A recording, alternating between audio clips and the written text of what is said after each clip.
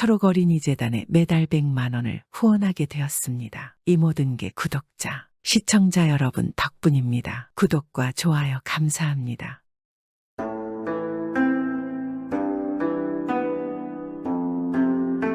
옛날 옛적에 아들과 함께 사는 돌쇠라는 정직하고 착한 장사치가 있었습니다. 돌쇠는 어려서부터 중국으로 가서 꽤 많은 인삼을 팔아서 많은 재물을 벌었습니다. 그런데 돌쇠는 그리 재물 욕심이 많은 편이 아니어서 많은 재물들을 절에 시주하며 어려운 사람을 도왔습니다. 그렇게 돌쇠는 불심이 높았으며 부처님이 자신을 돌봐줄 것이라 믿었습니다. 그런데 그러던 어느 날 돌쇠는 잠자리에서 일어나 마당으로 나가보니 까마귀가 집을 짓고 있는 것이 보였습니다. 이건 까마귀이구나. 까마귀가 둥지를 틀지 않는데 이것은 안 좋은 징조야. 돌쇠는 불길하게 생각하며 까마귀가 집을 짓는 곳에 얼굴을 가까이 가져다 대었습니다. 그런데 바로 그때 까마귀의 똥이 그만 돌쇠의 눈에 떨어졌습니다. 돌쇠는 눈앞이 갑자기 캄캄해지더니 아무것도 보이지 않게 되었습니다. 졸지에 앞을 못 보는 장님이 되어버린 돌쇠는 어느 날 하나밖에 없는 아들을 불러 말했습니다. 내가 장사를 하고 다닐 적에 중국 청도에 간 적이 있다. 그곳에서 장사로 많은 돈을 벌었었는데 돌아오는 길이 안전하지 못해서 그곳에 있는 내 중국 친구인 장강에게 그때 번 돈을 모두 맡겨 놓았다. 앞을 볼 수 없게 되었으니 내 대신 중국으로 가서 장강을 찾아가 봐라. 내가 나의 서명을 받은 편지를 보이면 장강은 내가 맡긴 돈과 재물들을 너에게 돌려줄 것이다. 돌쇠의 말을 듣고 아들은 중국까지 길 안내를 해줄 사람을 구하기 시작했습니다. 그리고 며칠 후 중국의 지리와 사정을 훤히 잘 알고 있는 남자를 만나서 아버지에게 데리고 왔습니다. 이 남자는 근처 자그마한 절의 승려이었고 이 절은 돌쇠가 자주 시주하던 곳이기도 했습니다. 아버지 이스님은 중국의 지리에 대해서 손바닥 들여다보듯 잘 알고 있다고 합니다. 돌쇠는 스님의 인사를 받고 물었습니다. 반갑습니다. 중국을 잘 아신다고요? 그럼 중국의 청도를 아시나요? 예, 물론이죠. 거리는 참으로 번화한 곳이 아닙니까? 또 훌륭한 스님들이 많이 수행하고 있는 것으로도 유명하고요. 오, 그래요. 내 아들을 그곳까지 데려다 주십시오. 노잣돈은 얼마든지 드리겠습니다. 알겠습니다. 제가 아드님을 청도까지 모시고 가겠습니다. 돌쇠는 아들을 시켜서 중국의 친구에게 보내는 편지를 대신 쓰게 하고 끝에 자신이 서명을 하였습니다. 그리고는 아들에게 말했습니다. 부디 먼 길 잘 다녀오너라. 천지신명께서 너를 지켜봐 주실 것이다. 그렇게 아들은 스님과 함께 중국 청도로 떠났습니다. 스님은 조금의 실수도 없이 아들을 목적지까지 잘 데려다 주었습니다. 아들은 아버지의 친구인 장강의 집을 물어물어 찾아갔습니다. 그리고 드디어 장강을 만났습니다. 어르신께서 장강이란 분이신가요? 그렇소만 젊은이가 어떻게 내 이름을 아는가? 장강은 처음 보는 돌쇠의 아들을 보고 물었습니다. 저의 부친은 조선의 돌쇠라고 합니다. 부친께서 저보고 어르신을 찾아 뵈라고 말씀하셨습니다. 아들은 그렇게 말하고 부친의 말을 받아 적은 편지를 내보였습니다. 장강은 편지의 내용과 서명을 보고 이 아들의 얼굴을 유심히 살펴보았습니다. 참으로 자네가 돌쇠의 아들이로구만. 아버지와 많이 닮았군. 반갑구만. 반가워. 장강은 아들을 껴안으며 반가워했습니다. 그리고는 맛있는 음식을 푸짐하게 차려 대접해 주었습니다. 그래, 부친께서 평안하신가? 자네를 보니까 아주 반갑구만. 부친께서는 편안하게 잘 계십니다. 그리고 장강 어르신에게 안부를 전하라 하셨습니다. 아, 정말 다행이구나. 먼 길을 오느라 피곤할 테니 자네는 이제 푹 쉬게 한 10여일 내 곁에 머물면서 그동안 자네 부친이 살아갔던 이야기를 내게 들려주지 않겠나. 그러나 아들은 정중하게 거절을 하였습니다. 대단히 고마우신 말씀입니다만 하지만 전 고향으로 빨리 돌아가 봐야 할 것 같습니다. 연로하신 부친을 남겨두고 떠난지라 걱정이 됩니다. 아시다시피 제 부친께서는 저밖에 자손이 없기 때문에 제가 곁에 없으면 많이 허전해 하십니다. 아들의 말을 듣고 있던 장강은 효성스러운 마음에 감동을 하였습니다. 그리하여 돌쇠가 맡겨두었던 재산들을 그의 아들에게 넘겨주었고 그 외에도 옷과 값진 선물을 따로 마련해서 아들에게 가져가도록 했습니다. 그리고 믿음직스러운 하인들을 붙여보내어 도중까지 안전하게 길을 안내하도록 하였습니다. 그리하여 돌쇠의 아들과 함께 온 스님이 길을 떠나서 대동강에 도착했습니다. 그런데 그때 물고기 한 마리가 강물에 휩쓸려 나와 숨을 헐떡이고 있었습니다. 그러자 스님은 물고기를 잡더니 배를 가르고 창자와 담낭을 끄집어내고는 정작 고기는 버렸습니다. 아니 정작 중요한 고기는 왜 가져가지 않지? 이상하게 생각한 아들은 스님에게 물었습니다. 이 창자와 담낭에는 특별한 효능이 있어서 좋은 약이 되고 좋은 도구가 되기 때문입니다. 앞이 안 보이는 사람에게 이 담즙을 짜서 바르면 눈이 뜨여 다시 앞을 볼 수 있게 됩니다. 그리고 이 창자를 태워 연기를 내면 사악한 귀신들이 접근을 못하게 되어 집안 사람들에게 해를 끼치지 못하게 됩니다. 스님의 말을 들은 아들은 잠시 고민하다가 말했습니다. 아무래도 창자와 담낭이 저에게 필요할 것 같습니다. 저에게 그것들을 주실 수 없겠습니까? 값은 후하게 치르겠습니다. 그러자 스님이 고개를 끄덕였습니다. 이것들을 당신에게 주려고 했습니다. 돈은 필요 없으니 그냥 가져가세요. 아들은 두 가지를 스님에게 받아서 소중히 간수하였습니다. 그리고 몇 달 후 돌쇠의 아들은 무사히 집으로 돌아왔습니다. 목이 빠져라 아들을 기다리고 있던 돌쇠는 무척 반가워하였습니다. 그는 스님에게 고맙다는 인사를 하였습니다. 그리고 아들에게 말했습니다. 너를 안내해 준 스님에게 원하는 대로 사례를 해드리거라. 아버지의 말에 따라 아들은 자신을 안내해 준 스님과 함께 곳간으로 갔습니다. 그런데 곳간에 오자 이 스님은 어디론가 자취를 감춰버리고 말았습니다. 아니 어디로 간 거지 분명히 옆에 계셨었는데 아들은 여기저기를 둘러보다가 다시 집으로 들어와서 아버지에게 이 사실을 말씀드렸습니다. 그러자 돌쇠는 깜짝 놀라 말했습니다.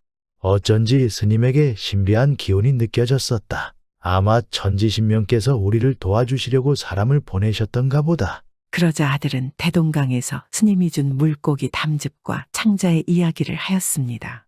그러자 돌쇠는 고개를 끄덕였습니다. 그렇구나. 두 가지 물건을 참으로 소중히 간직해야겠구나. 예, 아버지 그리고 이 담즙은 아버지를 위한 것이 분명합니다. 아들은 멀어버린 돌쇠의 눈에 담즙을 발랐습니다. 그러자 놀랍게도 돌쇠의 눈이 떠졌고 돌쇠는 다시 밝은 세상을 볼 수 있게 되었습니다. 아들아, 천지신명께서 참으로 우리를 돌보시는가 보다. 너를 무사히 중국까지 갔다 오게 하시고 이렇게 내 눈까지 낫게 해주시니. 맞습니다. 아버지가 그동안 사람들에게 인정을 베푸시니 천지신명이 도와주신 것 같습니다. 돌쇠와 아들은 다시 밝은 세상에서 행복한 날들을 보내게 되었습니다.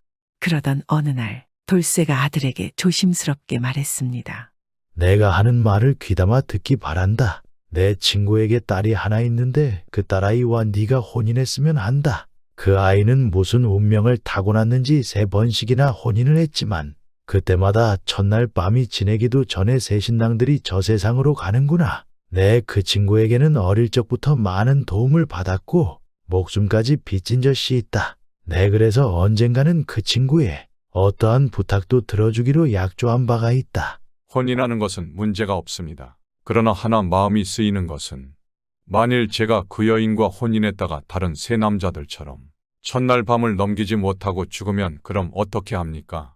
아버지는 누가 모신답니까? 아마도 세 남자가 목숨을 잃은 것은 분명히 사악한 귀신들이 나타나 그들의 혼을 빼앗아 갔기 때문일 것이다. 하지만 너는 귀신을 막을 수 있는 물건을 가지고 있지 않느냐? 아니, 저에게 그런 것이 있습니까? 그래, 너한테 그 물건이 있단다. 일전에 너를 중국에 안내했던 스님의 말씀대로 물고기의 창자를 태워서 집안에 연기가 가득 차도록 해라. 그리하면 사악한 귀신이 너의 혼을 빼앗지 못하고 첫날 밤을 무사히 넘길 것이야. 또한 네가 천지신명을 깊이 믿고 있으면 너를 귀신으로부터 돌봐주실 것이야. 그렇군요. 알겠습니다. 아버지의 뜻이 정 그렇다면 저는 뜻을 따르겠습니다. 아들은 마음을 굳게 먹고 아버지가 시키는 대로 따랐습니다. 이윽고 두 사람의 혼인식이 끝나고 밤이 되었습니다. 아들은 아버지가 시킨 대로 예전에 스님이 주었던 창자를 태워서 집 안팎에 연기를 피웠습니다. 그리고 신혼방에 들어가 첫날 밤을 맞이하였습니다. 참으로 아름다운 신부구나. 사악한 귀신이 질투할 만해. 돌쇠는 밤새도록 선지신명께 아들 내외를 지켜달라고 빌고 또 빌고 있었습니다. 그리고 드디어 다음날 아침이 밝았습니다. 돌쇠를 비롯하여 모든 사람들은 불안과 근심으로 조바심을 내면서 과연 돌쇠의 아들이 살아서 방문 앞에 나설 것인지 걱정을 하며 기다렸습니다. 그리고 잠시 후 방에서 아들이 나왔습니다. 너무나도 건강한 모습 그대로였습니다. 아들아, 역시 별일이 없었구나. 참으로 다행이다. 예, 아버지, 정말로 스님이 주신 물건으로 시키는 대로 했더니 귀신이 들어왔다가 바로 도망을 가버렸습니다. 그리고 두 번 다시 오지 않겠다고 말을 남기었습니다. 그래, 이제 행복하게 잘 살기만 하거라. 이 모든 게 천지신명이 도운 것이다. 그 이후 아들 부부는 아무 걱정거리 없이 많은 자손들을 거느리고 오래오래 행복하게 잘 살았습니다.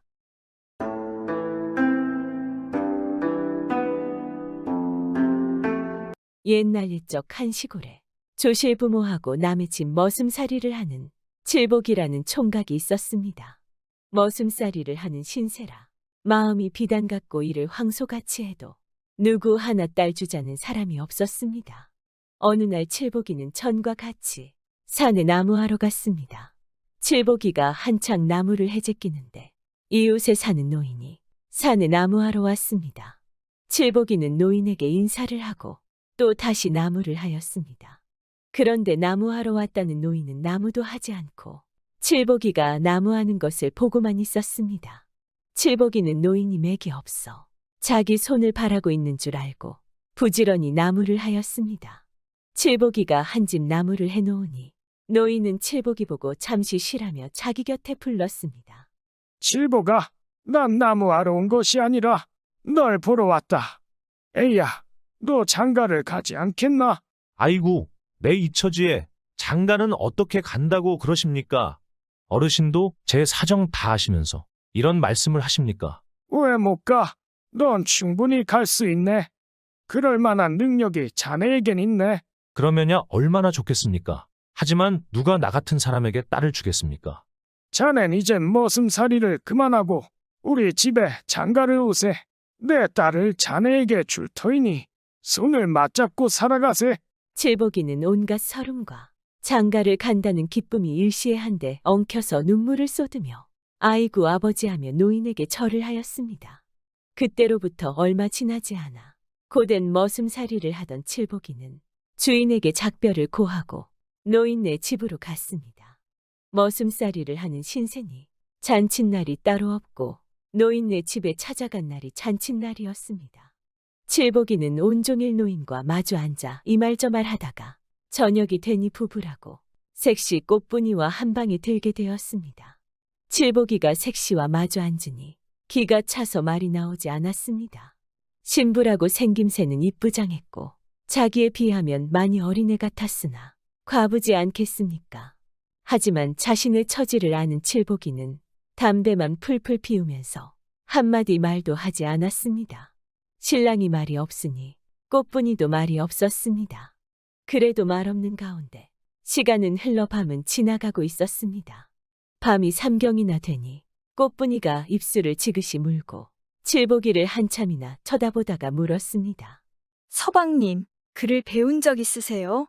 칠복이는 머슴하던 사람을 보고 당치도 않은 말을 묻는 꽃분이를 보며 마음이 몹시 상하였습니다. 하지만 신랑 신부라고 마주 앉았으니 대답은 해야 하였습니다. 그리라니 당치도 않은 말은 하지도 마시오. 머슴살이 하던 사람이 무슨 글을 배웠겠소? 그 사정은 저도 충분히 알고 있습니다. 하지만 이제부터는 글을 배워야지. 글을 안 배우면 안 됩니다. 꽃분이는 다시 입술을 꾹 물었습니다. 그녀는 얼마나 세게 물었는지 입술에는 피가 흘러 떨어졌습니다. 칠복이는 할 말이 없어 꽃분이 말만 듣고 있었습니다. 서방님, 글을 읽어야 나라의 유용한 사람이 되지. 그렇지 않으면 사내 대장부가 그저 아내나 어린애밖에 거느리지 못합니다.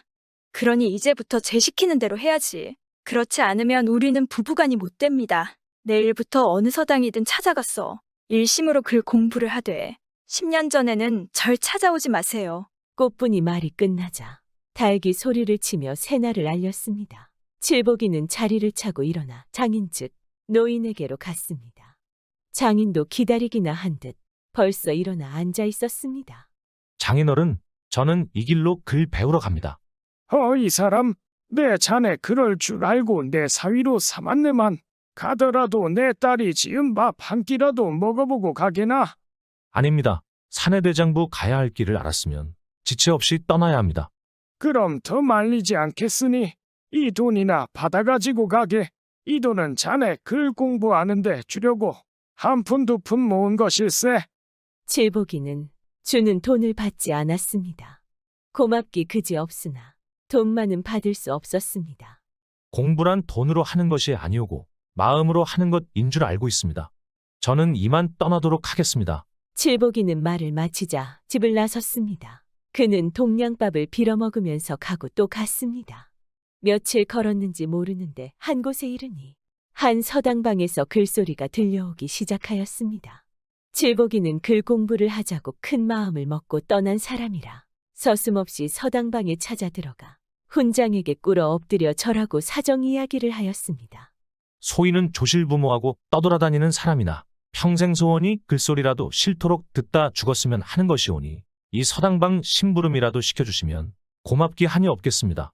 이 서당방에서는 양반집과 부잣집 선비들이 20여 명 글 공부를 하고 있었는데 마침 심부름꾼을 찾던 중이어서 훈장은 두말 없이 칠복이를 받아 주었습니다. 칠복이는 이날부터 이 서당방에서 마당도 쓸고 훈장과 여러 선비들의 심부름도 하였습니다. 나이 20이 넘도록 남의 집에서 머슴질하던 칠복이에게는 그만한 일은 일도 아니었습니다.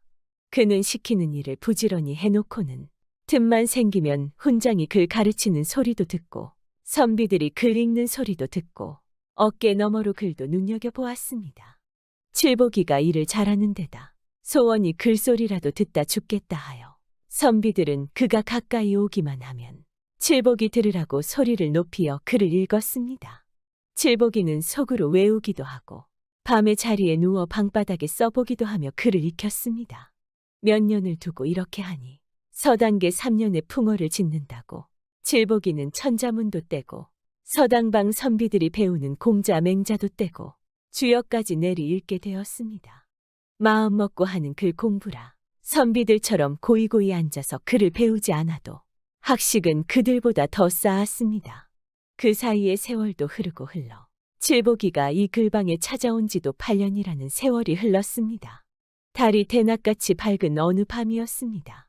칠복이가 자리에 누우니 창문으로 밝은 달빛이 스며드는데 갑자기 고향 생각도 나고 색시인 꽃분이 생각도 나서 견딜 수가 없었습니다.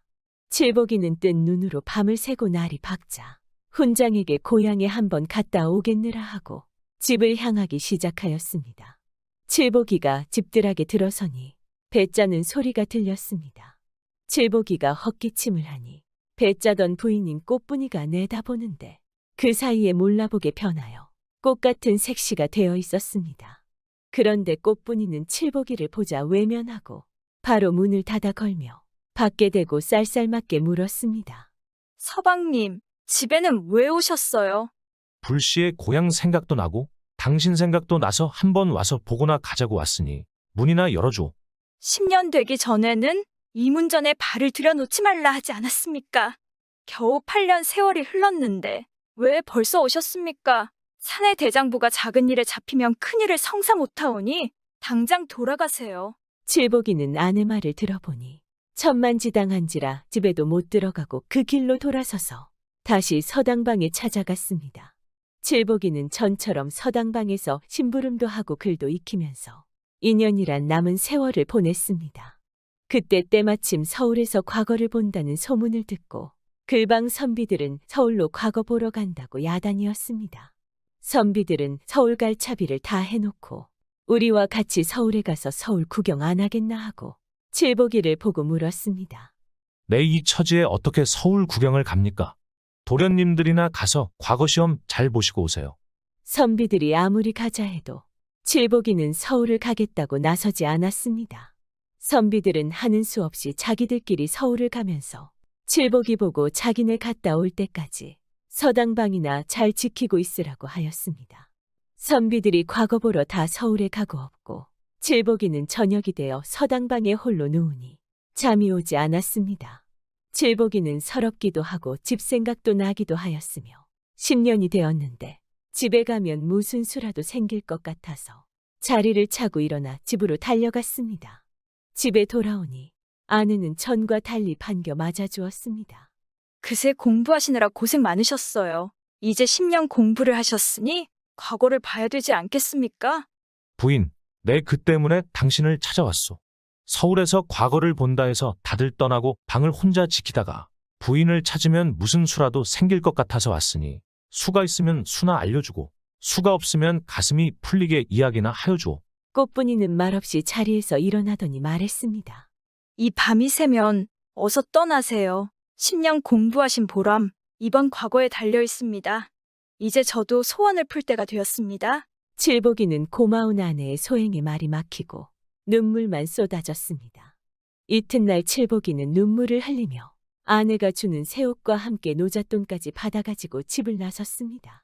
칠복이는 서울 가는 길에 노잣돈을 아끼느라 마음 좋은 인가에 들려서는 한 끼 두 끼 얻어먹고 인가 없는 산중에선 돌베개를 베고 하늘을 이불 삼아 덮고 자고는 서울만 바라보고 걷고 또 걸었습니다. 서울이라고 가보니 입 가지고 밥 먹고 사는 사람들이 개미떼처럼 득실거리는데 온 나라 선비란 선비는 다 서울에서 과거 본다는 소리를 듣고 구름처럼 서울에 모여들어 북적거렸습니다. 칠복이는 허름한 주막집에 찾아 들어가 과거 볼 날을 기다렸습니다. 밤이 깊어지니 주막집에 든 선비들은 저마다 자리를 찾아서 누우려 했습니다. 그런데 이때 키가 9척이나 되고 눈이 부리부리한 주인이라는 사람이 방에 들어오더니 여러 선비들을 빙 둘러보고는 말을 하였습니다. 여러 선비들께 부탁할 일이 있어 찾아왔습니다. 오늘 저녁이 우리 장인 제삿날이어서 처가 갔다 내일 아침에야 오겠는데 집에 시집 반간 딸을 두고 가게 되었습니다. 요즘 세월이 험악해서 자주 인명을 해치는 일이 생기는데 여러 선비들께서 우리 애를 하룻밤만 돌봐주시면 안 되겠습니까? 주막집은 한 20사람 찰만한 방이었지만 서울에 과거 보러 온 선비들이 어떻게나 많은지 이 방에서도 장골이 다 된 사내들이 30여 명이나 끼어서 비비며 자는 판이었습니다. 딸은 안채에 있는데 저마다 나가 지킬 수도 없는 일이어서 모두들 대답은 해놓고 주인이 나가자 자리를 찾아 누워 자버렸습니다. 그 순간 갑자기 하늘이 무너지는 듯 땅이 갈라터지는 듯한 소리가 나는 바람에 놀라서 잠에서 깼습니다.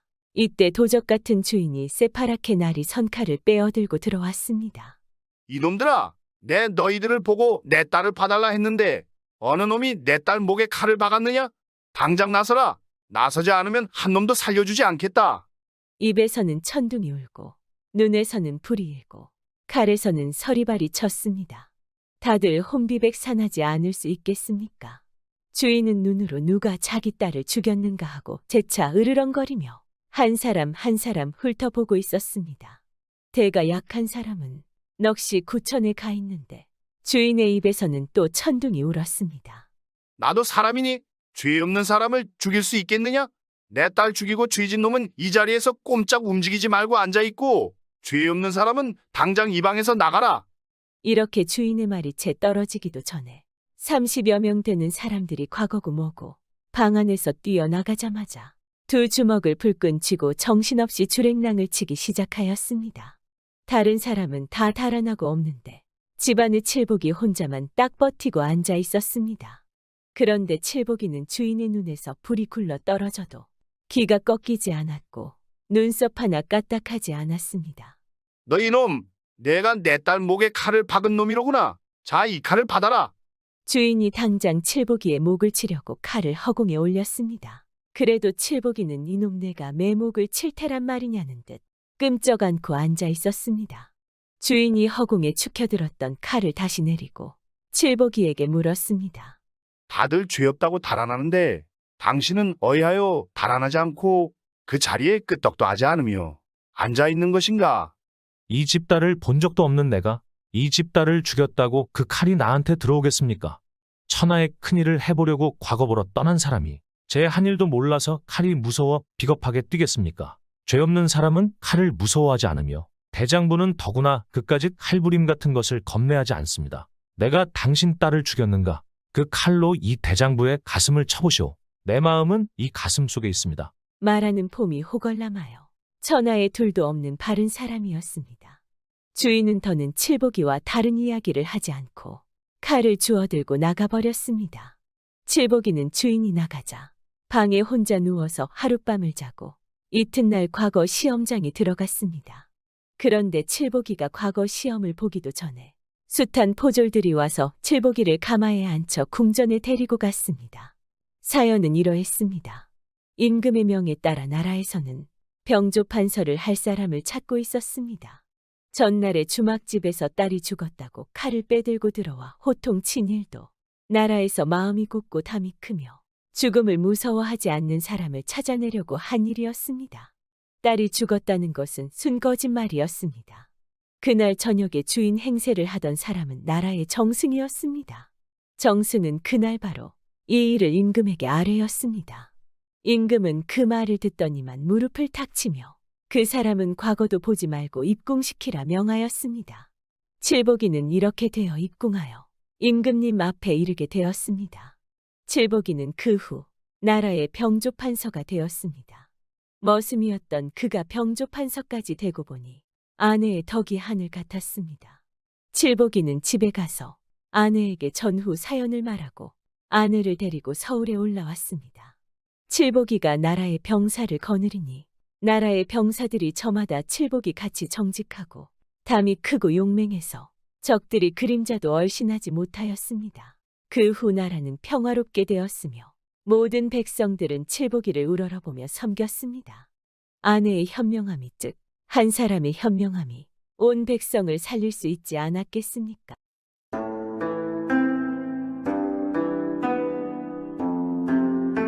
이번 옛날 이야기는 현실에서 일어날 수 없는 이야기지만 아주 재미있는 이야기입니다. 요즘 사는 게 너무 현실적이지만 이번 이야기를 통해서 어릴 때 시대로 돌아가 꿈을 꿔봐도 좋지 않겠습니까?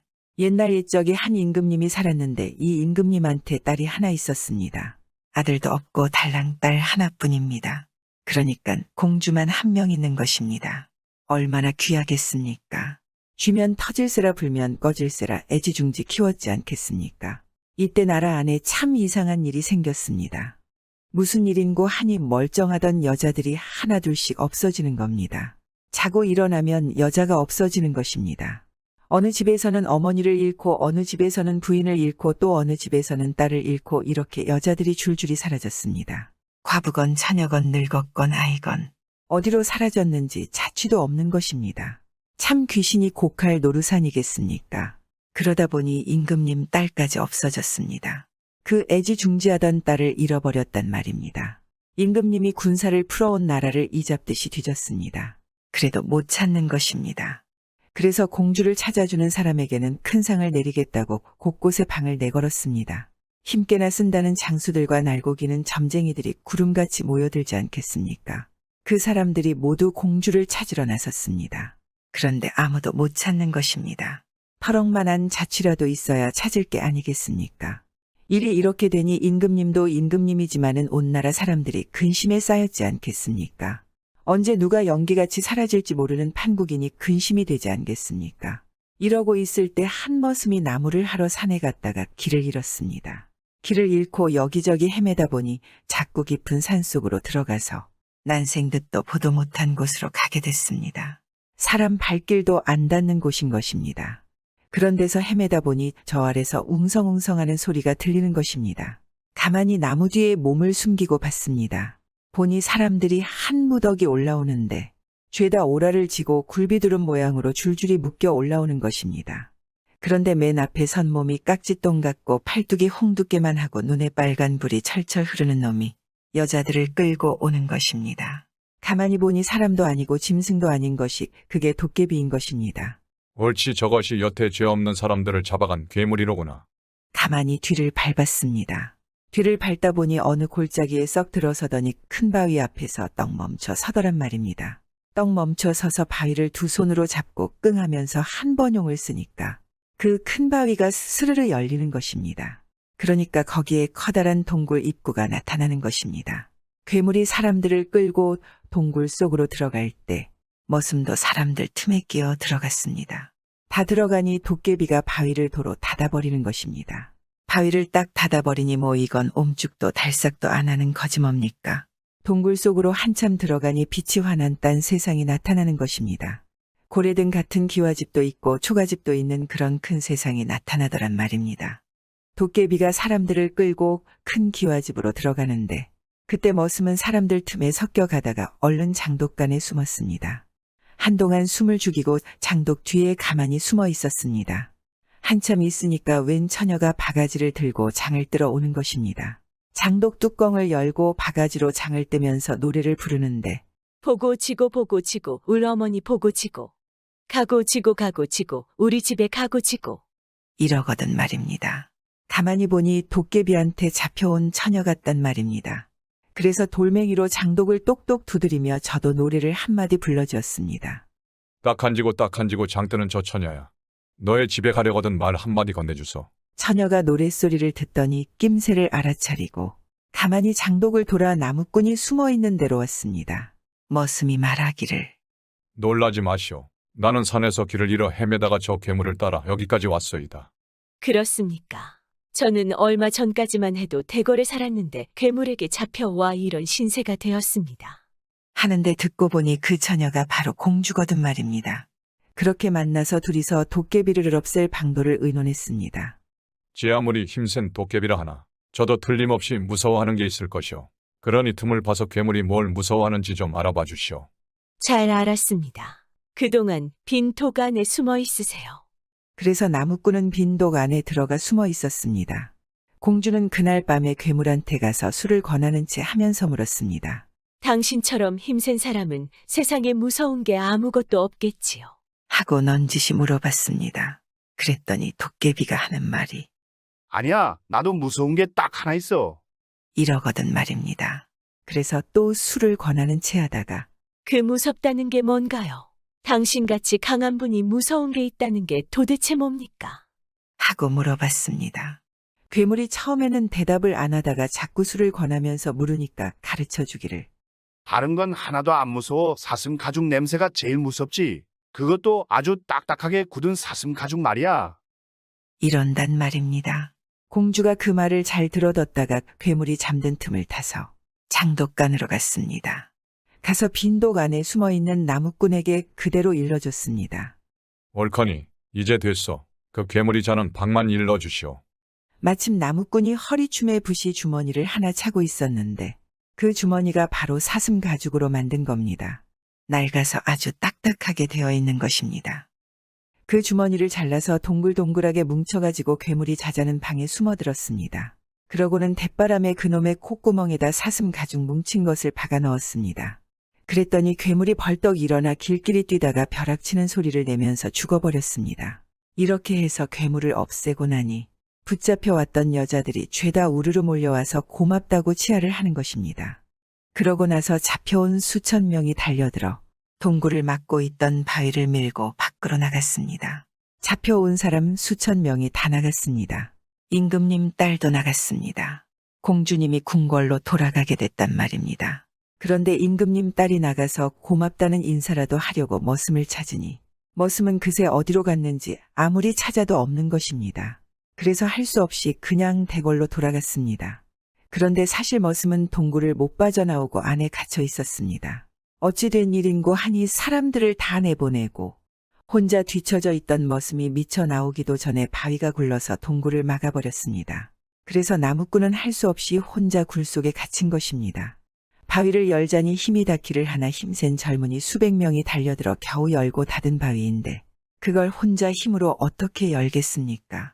그러니 어쩔 도리가 없는 거짓말입니다. 혼자서 탄식을 하면서 그 안에서 이리저리 돌아다녔습니다. 그렇게 돌아다니다 보니 배가 고프거든 말입니다. 그래서 뭐 먹을 게 없나 하고 괴물이 살던 기와집으로 들어갔습니다. 부엌에 가서 여기저기 살피는데 솥 안에서 달그락달그락 소리가 나는 것입니다. 뭐가 그러나 하고 솥뚜껑을 열어보니 글쎄 솥 안에 커다란 자라가 한 마리 들어있는 겁니다.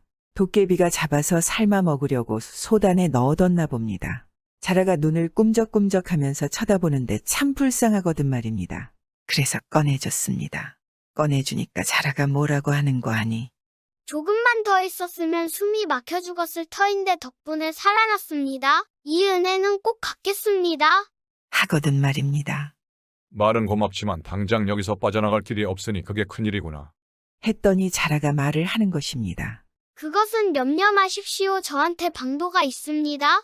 이러면서 밖으로 엉금엉금 기어나가는 겁니다. 나가서 뭐라고 입을 벙긋벙긋하니까 어디서 개미떼가 수없이 기어오는데 천지가 새까맣게 기어오는 것입니다. 그러더니 굴을 막은 바위 밑을 고물고물 파져치니까 그 큰 바위가 흔들흔들하더니 한참 뒤에는 쿵 하고 넘어지는 것입니다. 그래서 나무꾼은 자라와 함께 밖으로 나왔습니다. 밖으로 나와서 자라가 초동으로 변하며 저는 본디 용왕의 아들인데 묵 구경을 나왔다가 변을 당했습니다. 목숨을 구해준 은혜를 갚고자 하니 부디 저와 함께 용궁으로 가시지요. 이러는 것입니다. 그래서 초등을 타고 용궁으로 갔습니다. 용궁에 가니 용왕이 용상에 턱 앉아 있다가 아들 목숨을 살려준 은인이라고 반갑게 맞아주지 않겠습니까? 뭐 대접도 이만저만이 아닌 것입니다. 사흘 밤낮으로 잔치를 벌이는데 듣도 보도 못한 음식을 가득 차려놓고 풍악을 울리면서 참 대접을 잘하는 것입니다. 그렇게 대접을 잘 받고 돌아가려고 하니까 용왕 아들이 와서 가만히 이르기를 돌아갈 때 아버지가 뭐든지 마음에 드는 물건을 하나 가져가라고 하거든. 다른 것은 말고 냥냥이라는 항아리를 달라고 하십시오. 하는 겁니다. 용왕 앞에 가서 이제 그만 돌아가 봐야겠다고 하니 아닌 게 아니라 용왕이 뭐든지 마음에 드는 물건을 하나 가져가라고 그런단 말입니다. 다른 것은 말고 냥냥이라는 항아리를 주십시오. 그랬더니 용왕이 한참 생각하다가 하는 수 없다는 듯이 항아리 하나를 내주는 것입니다. 그걸 가지고 용왕 아들의 등을 타고 무트로 나왔습니다. 나올 때 용왕 아들이 가르쳐 주기를 언제든지 어려운 일이 생기거든 항아리를 쓰다듬으며 냥냥이를 3번 부르십시오. 그러면 좋은 일이 생길 것입니다. 하거든 말입니다. 그 말을 잘 새겨듣고 나왔습니다. 나와서 이제 집으로 갈 판인데 가다가 산속에서 날이 저물었습니다. 산속에서 날이 저물었으니 딱하게 되었지 않겠습니까? 잘 곳도 없고 쉴 곳도 없으니 말입니다. 어려운 일이 생기면 냥냥이를 부르라는 말이 생각나서 항아리를 쓰다듬으며 3번 불렀습니다. 냥냥이 그랬더니 이게 웬일입니까? 항아리에서 정숙하게 차려입은 총각이 썩 나오더니 공손하게 절을 하면서 어인일로 부르셨습니까? 무슨 일이든 말해 보십시오. 하는 것입니다. 그래서 밤중에 쉴 곳이 없어 불렀노라고 하지 않겠습니까? 그랬더니 대바람에 고래등 같은 집을 한 채 턱 지어놓고 도로 항아리 안으로 쏙 들어가는 것입니다. 그 집에 들어가서 잘 잤습니다. 그런데 일이 꼬이느라고 그랬는지 그걸 누가 숨어서 다 본 것입니다. 누가 봤는고 하니 산도둑이 본 것입니다. 산도둑이 가만히 보니 냥냥이라는 항아리가 참 희한한 물건이거든 말입니다. 3번 부르기만 하면 나와서 뭐든지 해달라는 대로 다 해주니 보물도 그런 보물이 없단 말입니다. 탐이 났지 않겠습니까? 그래서 밤중에 가만히 들어가서 머슴을 반죽이고 항아리를 빼앗아 달아나 버렸습니다. 자, 이렇게 해서 머슴은 죽어가고 있었습니다. 그런데 그날 밤에 임금님 딸이 대궐방에서 바느질을 하고 있는데 바느질을 하다가 보니 웬 고양이 한 마리가 야옹하면서 방에 들어와 하얀 봉지를 떨어뜨려 놓고 나가는 것입니다. 봉지를 열어보니 약초 한 움큼과 편지가 들어있는 것입니다. 그게 용왕 아들이 쓴 편지인 것입니다. 편지에 뭐라고 적혀 있는고 하니 날이 밝는 대로 이 약초를 가지고 아무산 아무 골로 가시오. 이렇게 적혀 있는 것입니다. 임금님 딸이 이튿날 날이 밝는 대로 약초를 가지고 편지에 적힌 곳을 찾아갔습니다. 가보니 산속에 덩그런 기와집이 있고 그 안에 웬 사람이 죽어가고 있더란 말입니다. 가만히 보니 동굴에서 만났던 머슴인 것입니다. 가지고 간 약초를 다려 먹였더니 죽어가고 있던 머슴의 몸에 핏기가 사르르 돌면서 벌떡 일어나는 것입니다. 그래서 둘은 궁궐로 들어가 혼이 나고 평생 잘 살았습니다. 냥냥이 항아리를 훔쳐간 도둑을 잘 살았을까요? 도둑이 아무것도 없는 산속에서 냥냥이 3번 부르자 항아리에서 무시무시한 도깨비가 나타나 도둑을 끌고 항아리로 들어가서 그 이후로 아무도 도둑을 볼 수 없었습니다. 참 현실에서 일어날 수 없는 이야기이지만 어릴 때를 추억하면서 들어주시면 감사하겠습니다. 잠깐이라도 옛날로 돌아가 보는 것도 괜찮지 않을까요?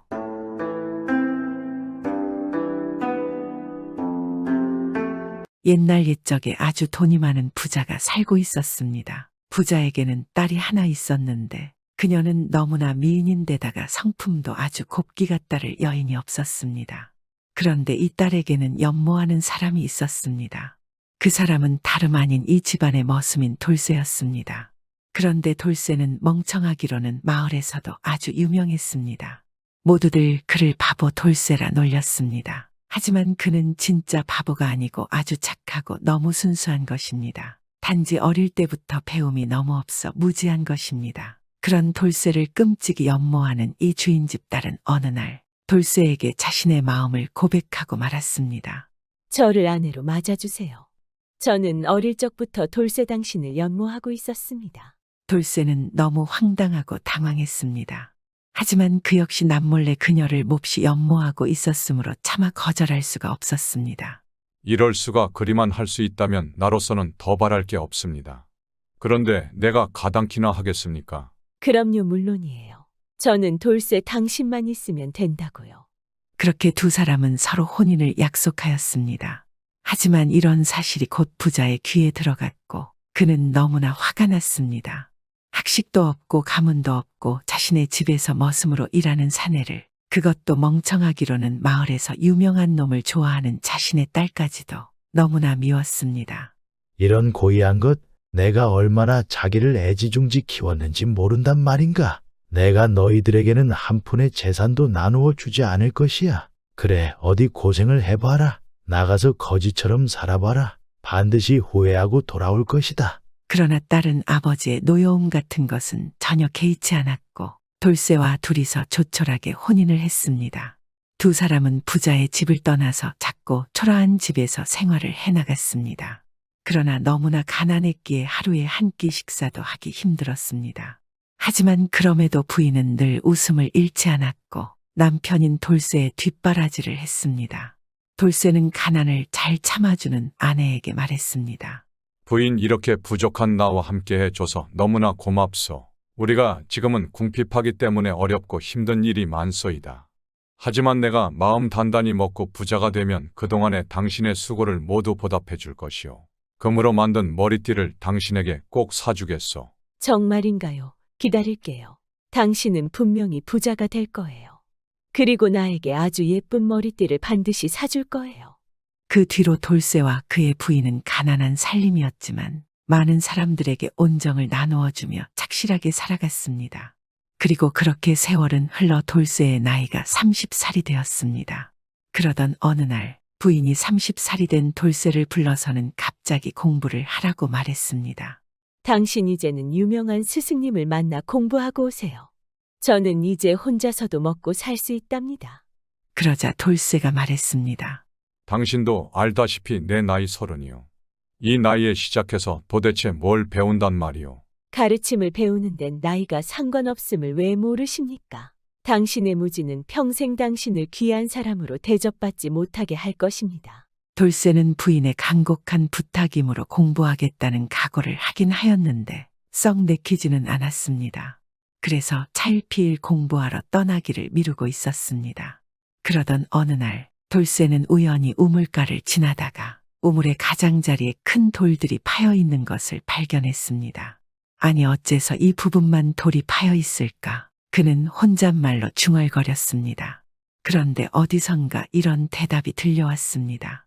두레박을 들어 올릴 때마다 두레박줄에 돌이 쓸려서 그런 것이다. 그 줄이 돌을 흠집내기는 너무나 약하지만 오랜 세월을 계속 꾸준히 반복했기에 홈이 파진 것이지. 아이, 누구시 어디서 나는 무슨 소리지? 돌쇠는 주변을 둘러보았으나 아무도 없었습니다. 그리고 돌쇠는 말을 듣고 곰곰이 생각에 잠겼습니다. 이렇듯 가늘고 약한 두레박줄이 돌같이 단단한 것을 닳게 할 수 있다면 이 육신의 마음만 있으면 아무리 쇠붙이같이 단단한 학문이라도 내가 충분히 공부할 수 있을 것이구나. 돌쇠는 그렇게 깨달음을 얻고 아내의 말에 따라서 공부하러 길을 떠났습니다. 그는 묘양산에 있는 큰 남자를 찾아갔습니다. 그리고 유명한 대사님을 만나서 제자가 될 것을 청하고 또 청했습니다. 대사는 돌쇠의 순백하고 착한 마음을 보고는 허락했습니다. 그리하여 대사의 문화에서 12년 동안이나 가르침을 받았습니다. 그리고 피나는 노력 끝에 돌쇠는 경전에 능통해졌고 아주 유명해졌으며 수많은 사람들이 그를 스승으로 따르게 되었습니다. 그는 자신을 따르는 제자들을 거느리고 그의 고향으로 돌아가고 있었습니다. 한데 가는 길에 우연히 고향의 소식을 듣게 되었습니다. 고향 사람은 그에게 이렇게 말했습니다. 우리 마을에 외지인이 한 명 와서는 자네 부인에게 첫눈에 반했어. 외지인이 자네 부인에게 이렇게 말했지. 당신은 혼인을 잘못한 거요. 무식한 바보랑 혼인했기 때문에 당신 아버지까지 당신을 모른 채 한다면서요. 이 고생을 하는데 게다가 남편이라는 작자는 집을 나간 지 12년이나 되었는데도 콧배기조차 보이지 않으니 어찌 당신 혼인이 불행하다고 말하지 않겠소. 당신은 지금 과부나 마찬가지가 아니오. 그러지 말고 내가 행복하게 해줄 테니 나와 삽시다. 그러나 자네 부인은 한치의 흔들림도 보이지 않았다고 하네. 그러면서 이렇게 말했다는군. 나는 그분이 앞으로 12년을 더 객지에서 계신다 해도 원망치 않습니다. 아무리 오랜 시간이 흐르더라도 상관치 않습니다. 난 그저 그분이 무지를 깨우치고 오시기만을 기다릴 뿐입니다. 자네 아주 좋은 부인을 두었어. 돌쇠는 이야기를 듣고 잠시 고민하다가 큰 결심을 하고 다시 발걸음을 돌려 스승에게 돌아갔습니다. 그리고 12년이나 더 공부를 하였습니다. 12년 후 그가 다시 고향으로 향했을 때에는 그의 뒤는 수백 명이나 되는 제자가 따르고 있었으며 그의 명성은 온 나라에 울려 퍼져 있었습니다. 그렇게 돌쇠는 나라 제1의 스승으로 유명해진 상태였습니다. 그런 돌쇠가 수많은 제자를 이끌고 마을로 오고 있다는 소식을 들은 돌쇠의 고향 선비며 양반들은 돌쇠와 수많은 제자들을 환영하기 위해서 마을 사람들을 데리고 마을 입구로 나왔습니다. 그들은 아무도 돌쇠를 알아보지 못했으며 더구나 대스승이 무식한 바보 돌쇠라는 것이라고는 상상조차 하지 못했습니다. 돌쇠는 오직 아내에게만 살며시 그의 귀향을 알렸습니다. 그녀는 당장이라도 달려가 남편을 맞이하고 싶었지만 자신의 모습을 보고 해질대로 해진 누더기 옷밖에 없는지라 약간 주저가 되었습니다. 그러나 남편은 자신을 알아주리라 생각하고 남편 돌쇠 앞으로 나아가 땅바닥에 얼굴을 파묻었습니다. 갑자기 남노하게 차려입은 여자가 자기들의 스승을 앞을 가로막자 돌쇠의 제자들은 그녀를 쫓아내려 하였습니다. 그러나 돌쇠는 제자들을 물리며 말했습니다. 이 여인을 그대로 두어라. 이 여인이야말로 나와 그대들을 학문의 가르침으로 인도하여 준 여인이다. 24년 동안이나 수많은 노고를 아끼지 않은 나의 가장 소중한 사람이다. 그제서야 이 부인은 고개를 들어 돌쇠를 바라보았고 두 사람은 부둥켜 안았습니다. 돌쇠는 부인을 자기 대신의 말에 태웠고 자신은 말 앞을 걸어갔습니다. 한편 장인인 부자도 대스승이 고을에 온다는 소문을 듣고 서둘러 맞으러 나갔습니다. 사실 부자는 그간 마음고생이 너무나 심했었습니다. 딸이 고생만 하며 20년을 넘게 살고 있으니 아버지로서는 마음이 괴로웠기 때문입니다. 그래서 대스승을 만나서 자신이 지금이라도 딸과 관계를 회복할 방법을 물을 생각이었습니다. 부자가 마을 앞에 갔을 때는 이미 많은 선비들과 그것을 구경하려는 사람들로 북적대고 있었습니다. 서로서로 대스승을 보려고 안감임을 쓰고 있는 것입니다. 그러자 부자는 사람들을 밀쳐내고 대스승 앞으로 갔습니다. 부자는 눈앞에 대스승이 자신의 사위라는 것도 모르고 그대로 앞에 엎드려 말을 시작했습니다. 나는 딸을 몹시 사랑했기에 아이가 현명한 사람과 결혼하기를 바랬었습니다. 헌데 재산도 없고 무식한 바보 머슴과 혼인을 해서 나는 그런 딸까지 미워졌습니다. 그래서 내가 한 푼의 재산도 나누어 주지 않겠다는 그런 경솔한 맹세를 해버렸지 뭡니까? 그때는 딸이 너무 미웠지만 하지만 지금은 내 딸을 돕고 싶습니다. 내 이제 와서 딸아이를 어떻게 하면 볼 수 있을까요? 어찌하면 되겠습니까? 그 말을 들은 돌쇠가 말했습니다. 만일 사위란 자가 저와 같은 사람이라면 당신은 그래도 딸을 미워하겠습니까? 아니지요. 그자가 당신과 같을 것을 바라지도 않습니다. 그저 글자 한 줄만이라도 읽을 줄 안다면 내 재산의 절반을 줄 것입니다. 돌쇠는 조용히 미소 짓고는 부드럽게 말했습니다. 그 약속을 지키셔야 합니다. 제가 바로 그 바보 멍청이 돌쇠입니다. 당신의 사위란 말씀입니다. 예, 아님 뭐라고요? 당신이 내 사위란 말이요. 왜 그런 장난을 치십니까? 부자는 너무 놀라하며 서둘러 얼굴을 들어 돌쇠의 얼굴을 쳐다보았습니다. 그리고 잠시 후 정말 자신의 사위임을 알아보고 그대로 얼싸안았습니다. 부자는 딸과 사위에게 그간 자신의 모진 행동을 사과하였고 새롭게 맹세한 대로 자신의 재산의 절반을 사위에게 나누어 주었습니다. 부유하게 된 돌쇠는 약속대로 사랑하는 아내에게 금으로 만든 머리띠를 선물하였고 다시 만난 두 사람은 오래오래 행복하게 잘 살았습니다.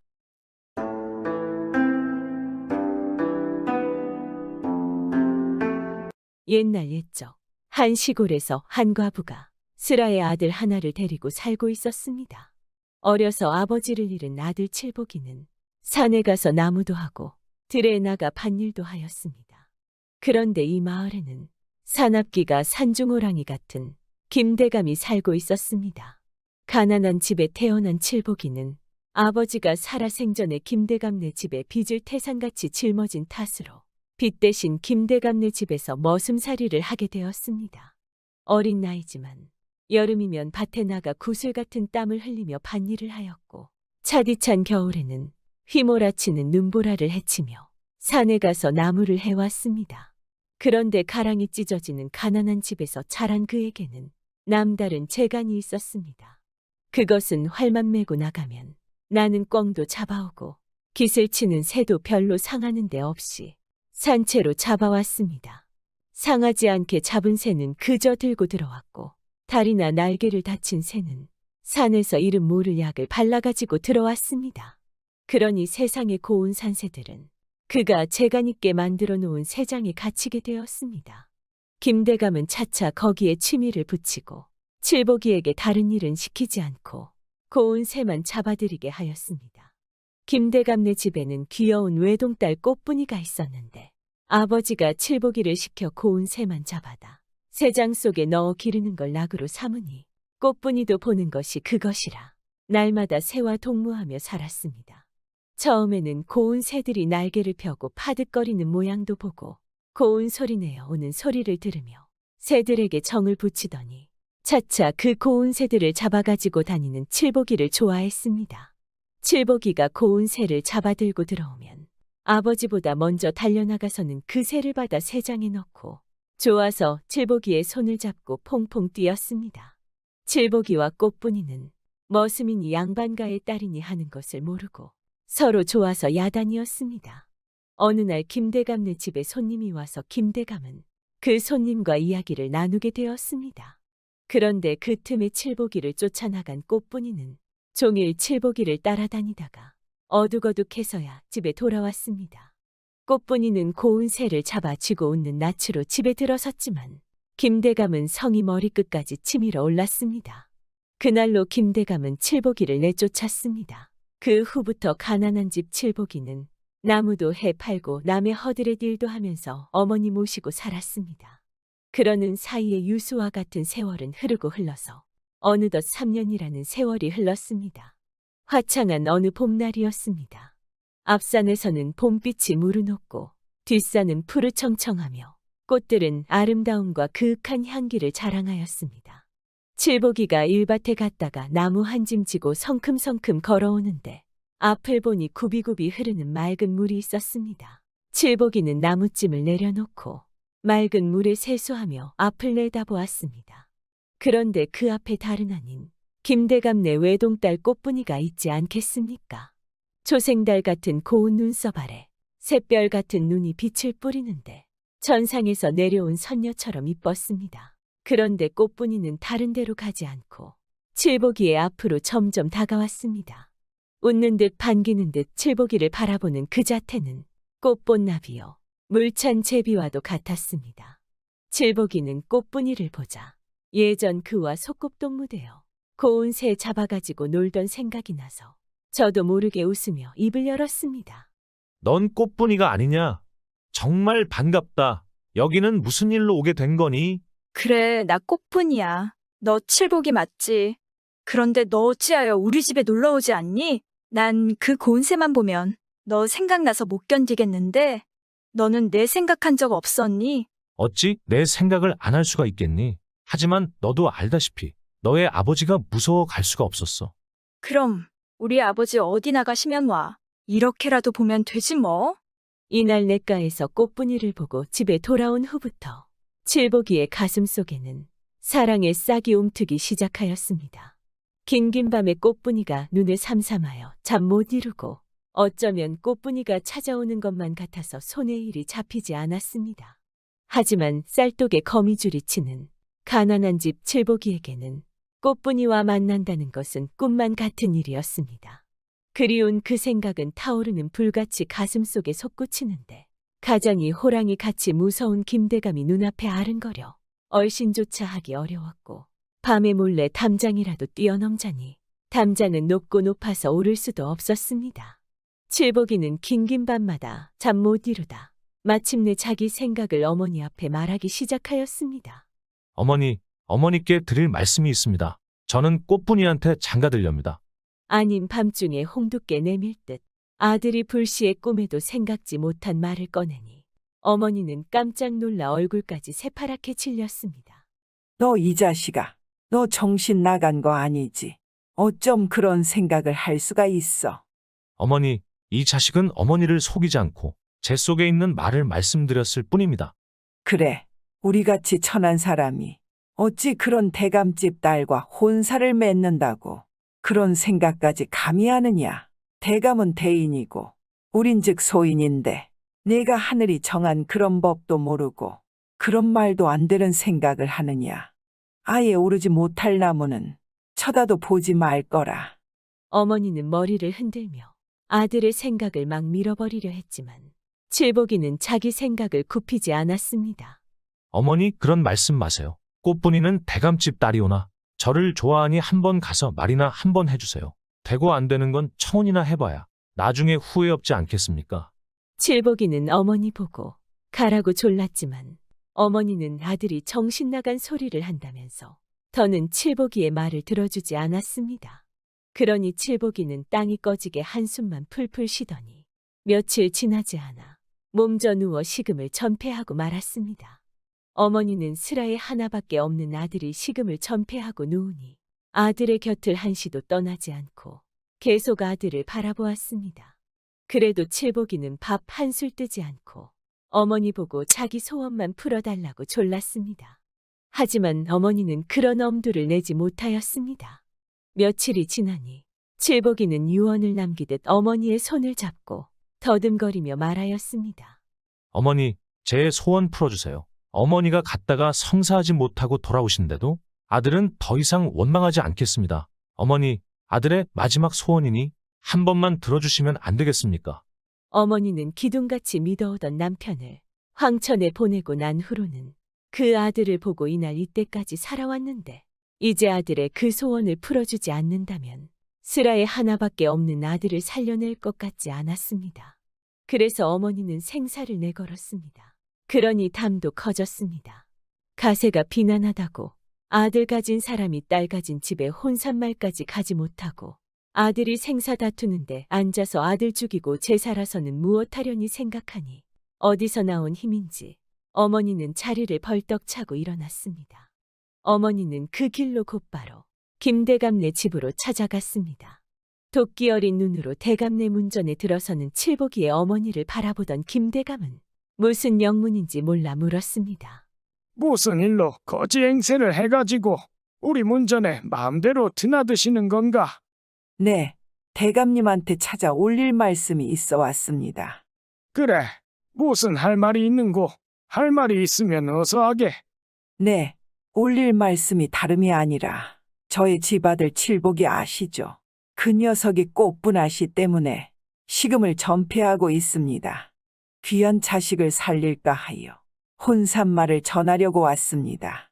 김대감은 자기 귀를 의심하다가 분명 청혼 온 것이 분명한지라 분이 상투미까지 쳐받쳐 눈에 불을 키우며 펄쩍 뛰었습니다.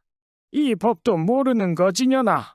너는 하늘이 얼마나 높고 땅이 얼마나 두터운 줄도 모르느냐. 여봐라, 저 년을 당장 잡아서 군장을 안겨 내쫓아라. 김대감이 돼지 멱다는 소리를 지르니 머슴들이 몽둥이질을 하는데 어머니는 꼼짝도 못하고 몰매만 얻어맞아 몸을 겨우 끌며 집에 돌아왔습니다. 어머니가 겨우 몸을 가누고 휘청거리며 집에 들어선 것을 본 칠복이는 무슨 일이라도 생긴 것 같아서 어머니 보고 대체 어찌 된 일이냐고 물었습니다. 그러니 어머니는 김대감 집에서 있던 이야기를 모두 말하였습니다. 그러자 칠복이는 눈에 불을 번쩍 키우며 자리를 차고 일어났습니다. 날벼락이나 처맞을 놈, 딸을 주지 않겠으면 그만 둘 것이지. 사람을 때리다니? 그래 가세가 비난하다고 청혼도 못하고 서로 마음이 오가는데 시집 장가도 못 가게 하다니. 어디 두고 보자. 누가 이기나? 칠복이는 어머니 보고 자기 생각한 바를 말하며 주먹을 쥐었습니다. 이때 김대감의 딸도 주먹을 쥐고 호랑이보다 더 무섭다는 아버지인 김대감 앞에 찾아갔습니다. 아버지, 왜 그렇게 무리한 행동을 하신 건가요? 자고로 아들 가진 사람이 딸 가진 집에 청혼하게 되었는데 아버지는 어이하여 청혼하러 온 사람을 때려서 쫓아낼 수가 있으세요? 당치 않은 소리 그만하지 못하겠냐? 그래, 부자 대인인 집에 빈자 소인이 청혼하러 다닐 수 있다더냐? 잠자코 가만히 있거라. 저는 아버님이 어찌하든 칠복이를 섬기려 하니 그리 아세요. 저는 칠복이 아닌 다른 사람은 생각해 본 적이 없습니다. 김대감은 대노하여 펄펄 뛰었습니다. 그는 그렇게 금이야 오기야 하며 기르던 딸이 자신의 말을 거역하니 성난 호랑이가 되어 딸을 나오지 못하게 방 안에 가두었습니다. 이튿날이었습니다. 상투미까지 치바쳤던 김대감의 성이 아직 채 삭기도 전에 칠복이가 내일 밤 꽃분이를 데려간다는 소문이 점차 온 마을에 퍼지기 시작하였습니다. 김대감은 생각 끝에 힘꼴이나 쓰는 하인들을 내세워 칠복이네 모자를 당장 잡아오라고 불호령을 내렸습니다. 그런데 칠복이 모자는 하늘에 솟아올랐는지 땅에 잦아들었는지 그림자도 찾을 길이 없었습니다. 일이 이렇게 되니 김대감은 힘꼴이나 쓰는 하인들을 불러 담장 주위에 여기저기 세워놓고 대문에는 단단한 문지기를 불러 세우고 꽃분이의 방 앞에는 팔다리에 힘이 불끈불끈 솟는 힘장수들을 세워놓고는 개미 한 마리 얼씬하지 못하게 하였습니다. 그래도 김대감은 마음이 놓이지 않아 눈에 불을 켜고 뜨락을 오다가다 하고 담장 밑에 나가 보기도 하면서 파수를 제대로 보지 못하는 녀석들이 있는가 살피다가도 조금이라도 눈을 다른데 파는 녀석들이 있으면 볼이 삐뚤어지도록 때리기도 하고 돼지 멱다는 소리를 지르며 눈을 풀하렸습니다. 그런데 긴긴 밤을 눈 한 번 붙이지 못하고 지새웠지만 칠복이는커녕 그림자도 보이지 않았습니다. 하룻밤을 꼬박 지새운 파수꾼들은 동산에 붉은 해가 불끈 솟아오르자 병아리처럼 꾸벅거리고 졸기 시작하였습니다. 그러니 김대감은 또 펄펄 뛰며 야단이었습니다. 이렇게 되니 파수꾼들은 또 정신을 바짝 차리고 살피기 시작하였습니다. 이렇게 하여 이튿날도 무사히 지냈습니다. 그런데 사흘이 지나자 김대감의 독살에 눈 한 번 붙여보지 못한 하인들과 문지기며 꽃분이의 방을 지켜섰던 힘장수들도 서서히 지쳐가기 시작하였습니다. 바로 이날 저녁밤 드디어 칠복이가 나타났습니다. 눈에 불을 켜고 있는 칠복이가 김대감네 담장 밑에 이르니 담장을 지키던 하인들은 코를 골며 자고 있었고 대문에 들어서니 문지기란 녀석은 큰 대문에 기대어 자는데 나무칼로 귀를 베어가도 모를 형편이었습니다. 이리하여 칠복이는 생각과 같이 대문을 열고 꽃분이의 방 앞까지 갔습니다. 꽃분이의 방 앞에 가보니 꽃분이를 지키던 한다 하는 힘장수들도 서로 머리를 맞대고 자는데 쥐어 흔들어도 죽었는지 살았는지도 구분하기 어려웠습니다. 칠복이는 지체 없이 머리를 맞대고 자는 녀석들의 상투를 풀어서 서로서로 옥매어 놓고는 꽃분이의 방에 뛰어들었습니다. 그런데 이렇게 안팎 사람들이 다 죽은 사람같이 되었는데 꽃분이만은 미인도에 갓 빠져나온 사람처럼 해달같이 환한 얼굴에 꽃같은 웃음 짓고 칠복이를 반겼습니다. 그대가 나를 반겨 맞아줄 것이라 믿고 이렇게 어두운 밤에 찾아왔으니 나를 사랑한다면 날 따라 가시오. 아니면 나는 그냥 혼자 돌아가겠소. 나랑 같이 가겠소. 이날이 오기를 기다렸어요. 소녀는 낭군님 가는 길이 벼랑 같이 험하다 해도 따라가겠습니다. 꽃분이의 그 샛별 같은 눈은 눈부신 빛을 뿌렸고 타는 촛불 같은 칠복이의 눈은 진주처럼 눈부신 빛을 뿌렸습니다. 그들은 서로 쳐다보다가 지옥같이 답답한 그 방을 뛰쳐나왔습니다.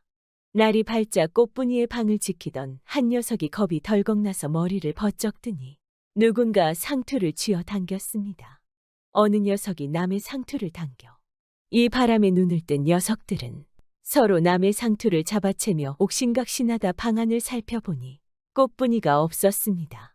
깜짝 놀란 하인들은 서로 제가 살겠노라 젖먹던 힘까지 내다보니 옥매놓은 상투는 옥죄이기만 해서 누구도 누구를 이기지 못하고 기진맥진에 다 넘어지고 말았습니다.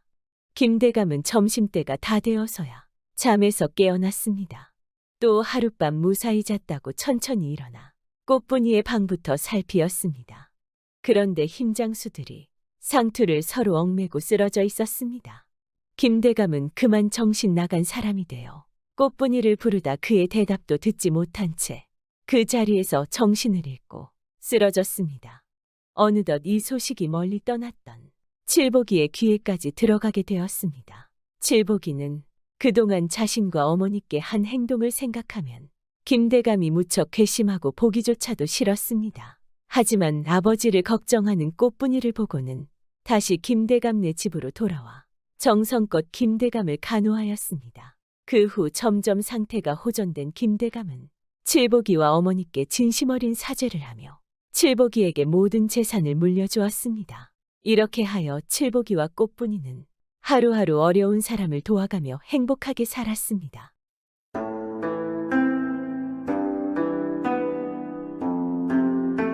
예전에 시골에서 돈량이나 가진 사람들이 돈으로 벼슬자리 사는 일이 흔치 않겠습니까? 뭐 그리 별난 일도 아니었습니다. 돈으로 벼슬 사는 일이 어디 떳떳한 일이랴마는 위에서 파는 자가 있으니 사는 사람도 있지 않겠습니까? 뭐 요즘에도 그런 일이 있는가 몰라도 조선말 나락골이 뒤죽박죽일 때 이야기니 헤아려가며 들어주시면 감사하겠습니다. 옛날 옛적에 일만 죽어라 하는 머슴이 있었습니다. 어릴 적부터 맵기 굽는 것은 일상이고 장가 들어서도 식솔들도 제대로 부양하지 못했습니다. 그러니 얼마나 돈에 애착이 가겠습니까? 남들 자는 시간에도 일하고 밥 먹는 시간도 아끼면서 일만 했습니다. 눈만 뜨면 일하고 몸이 너무 곧해서 쓰러지면 그냥 자는 것입니다. 그리고 10여 년이 흘러 제법 많은 땅도 사고 기와집도 올렸습니다. 더 이상 일 안 해도 먹고 살기가 충분한 것입니다. 그런데 이 머슴이 돈을 벌어보니까 마음이 바뀌는 것입니다. 자신이 머슴 살던 안주인도 머슴 출신인데 돈으로 양반을 사서 떵떵거리며 사는 것입니다. 머슴은 생각했습니다. 이제 돈보다는 관직 하나 얻어서 편하게 살아보자는 것입니다.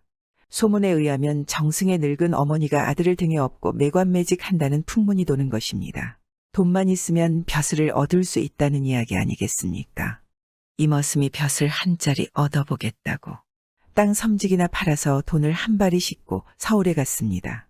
세도가 떠르르한 정승의 어머니 마나님 집에 가서 문객으로 며칠 묵으면서 눈치를 보다가 돈 한 바리 내놓고 마님에게 단도직입적으로 말했습니다. 마님 염치 없으나 어디 군수 자리 비거든 나 한 짜리 주십시오. 했습니다. 마님은 탐욕스러운 미소를 지으며 돈을 가져가며 응, 그러지. 걱정하지 말게 우리 아들이 알아보면 금세 자리가 날 걸세. 조금만 기다려보시게. 하는데 말만 그러고는 아무리 기다려도 감투 하나 안 씌워주더란 말입니다. 아, 돈이 적어서 그러나 보구나. 벼슬 얻으려면 돈이 많이 들 게야. 통 크게 줘버리자. 하고 이 사람이 아주 가진 땅을 뚝 떼어 팔아서 돈을 두어 바리 싣고 다시 올라갔습니다. 이번에는 어떻게 좀 한 자리 생각해 주십시오. 좀 부족하지만 재정성입니다. 아, 걱정 말게. 곧 소식이 갈 터이니 내려가서 기다려보게나. 이 탐욕스러운 마님이 대답은 시원스럽게 하는데 집에 가서 아무리 기다려도 감감무소식이더라 말입니다. 자기 말고도 벼슬을 사려는 사람이 좀 많지 않겠습니까? 아무리 생각해도 이러다가는 벼슬이고 뭐고 갖다 바친 돈도 날릴 판 아니겠습니까? 에이, 이번에는 아주 톡톡 털어 갖다 줘야겠다. 안 그러면 다른 놈들한테 벼슬 자리를 뺏길 판이야. 이번에는 확실하게 약조를 받아야겠어. 고을 군수만 되면 그깟 돈이 문제가 되겠어. 하고 이 사람이 가진 땅을 톡톡 털어다 팔아서 돈을 바리바리 싣고 올라갔습니다. 마님 이러다 늙어 죽겠습니다. 죽기 전에 감투 한번 쓰게 해주십시오. 이게 제가 가진 전 재산입니다. 이 미천한 놈의 청을 꼭 들어주십시오. 지난번엔 어찌 마음대로 안 됐지만은 이번엔 꼭 될 걸세. 걱정 말고 내려가 있어. 우리 아들이 요즘 바빠서 신경을 못 썼네. 내일부터 당장 알아보라고 시킬 터이니 안심하게. 그런데 이번에도 꿩 구워 먹은 자리인 것입니다. 아무리 기다려도 뭐 기망이 있나. 한두어 해 기다리다 보니 부하가 슬금슬금 치밀어 오른단 말입니다. 갖다 바치는 돈은 두꺼비 파리채듯이 덥석덥석 받아먹어 놓고 시골뜨기 머슴 출신이라고 괄시를 하는구나 싶거든 말입니다. 마님이고 모식이고 제가 그렇게 나올 바에는 나도 생각이 있지 이렇게 생각했습니다. 이 사람이 제 집에서 난 박 중에서 제일 큰 놈을 골라 커다랗게 뒤웅박을 하나 팠습니다. 그놈의 뒤웅박을 가지고 뒷산에 올라가 땅벌집을 찾았습니다. 땅벌 구멍에다 뒤웅박 아가리를 대고 한바탕 들쑤시니까 성난 땅벌들이 윙윙 나와서 뒤웅박 안으로 하나 가득 들어가겠지 않겠습니까? 아가리를 꼭 틀어막아 가지고 집에 와서 비단보에다 싸고 또 쌌습니다. 이것을 짊어지고 서울 탐욕스러운 마님네 집에 갔단 말입니다. 마님이 보니 벼슬자리 달라고 해마다 돈을 바리바리 싣고 오던 사람이 한두어 해 소식이 없더니 또 못을 싸 짊어지고 오니까 참 반갑지 않겠습니까? 아, 그냥 오지 뭘 그렇게 짊어지고 와. 빈손으로 와도 아주 반가운데 그런데 그게 뭔가? 뭐 대수로운 건 아닙니다만 시골에 살다 보면 가끔 귀한 약이 생기지요. 이건 참 희귀한 보약이 되나서 가릴 것이 많습니다. 밤에 혼자 드시되 반드시 좌우를 물리시고 문단속을 하신 연후에 옷을 다 벗고 드셔야 약효가 낮에 달리 드셔서는 약이 안 됩니다. 마님이 그 소리를 듣더니 손뼉을 치며 희낙낙하는 것입니다. 옳거니 가릴 것이 많은 걸 보니 명약 중에 명약이로군. 내 이걸 먹고 약효를 보면 자네에게 큰 고을 한 자리 바로 주지. 마님이 약효를 보려고 밤에 저울을 물리고 문을 꼭꼭 걸어 잠근 다음 옷을 홀라당 벗고 나서 비단보를 끌어보았단 말입니다. 그러니 큼지막한 뒤웅박이 하나 들어있거든 말입니다. 이 안에 약이 들어있겠구나 하고 마개를 쑥 잡아 빼니까 모일 났지 않겠습니까? 말벌이 웽하고 튀어나와서 온몸에 들러붙어 마구 쏘아대니 100일 장사가 있겠습니까? 눈도 못 뜨고 온 방을 구르며 죽는다고 소리를 지르지 않겠습니까? 그 소리를 듣고 마님의 아들 정승이 자다가 놀라 나와서 어머님 왜 그러십니까 하고 문을 열려고 문고리를 잡아당기니 잠겨 있거든 말입니다. 안에서는 문을 열고 싶어도 눈을 못 뜨니 열 수가 있겠습니까? 이때 사랑채 문객들 틈에 섞여 있던 시골 사람이 기다린 듯이 나와서 아이쿠, 마님이 또 발작을 하셨군. 접대도 이렇게 발작을 하시는 걸 봤는데 이때는 그저 가만히 두는 게 상책입니다.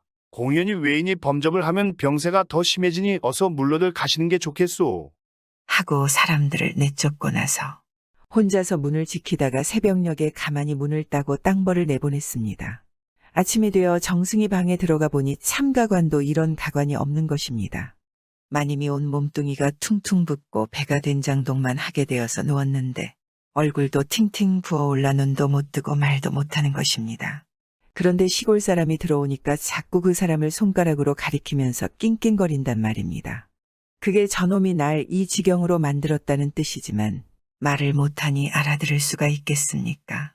그때 시골 사람이 방바닥에 엎드려 눈물을 흘리면서 아이고, 마님, 고맙습니다요. 어제 발작을 하시기 전에 저더러 내일 날이 새자마자 자네한테 군수 한 자리 줘 보내마 하시더니 병석에서도 그 약속을 잊지 않으셨군요. 하니 모두들 그 말을 믿지 않겠습니까? 마님이 그게 아니라는 뜻으로 자꾸 손가락질을 하며 낑낑대니까 아들이 하는 말이 어머님 알아들었습니다.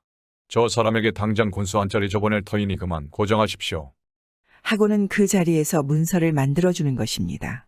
그래서 시골 사람은 바라던 군수 벼슬 얻어가지고 내려갔습니다. 그 후 뒷일이 궁금하지 않겠습니까? 마님이 땅벌에 쏘인 거야 한 사흘 지나면 다 낫는 거고 아무리 귀심해도 저먹은 뇌물이 있는데 이제 와서 다시 그 일을 들쑤실 수 있겠습니까? 그나저나 땅벌로 군수 자리 얻었다고 땅벌 군수라 불린 사람도 한통속 아니겠습니까? 몇 달 후 임금님이 이탐욕스러운 마님의 매관매직을 모두 알고 정승아들과 그 가족들을 돌아올 수 없는 섬으로 유배를 보냈습니다. 그리고 벼슬을 돈으로 싼 사람들도 모두 관아로 잡아들여 호되게 문초하며 평생 감옥에 가두었습니다. 물론 땅벌로 벼슬을 얻은 이머슴도 해당하지 않겠습니까? 요즘도 이머슴처럼 자신이 가진 것 외에 욕심을 부리는 사람들이 있습니다. 탐욕스러운 마님 같은 사람들도 큰 죄지만 이런 머슴 같은 사람들도 똑같지 않겠습니까? 주는 사람이 있으니까 받는 사람이 있지 않을까요? 요즘 들리는 소문에도 이런 일들이 종종 일어나고 있습니다. 그런 사람들은 이 이야기처럼 언젠가는 큰 벌을 받지 않을까요?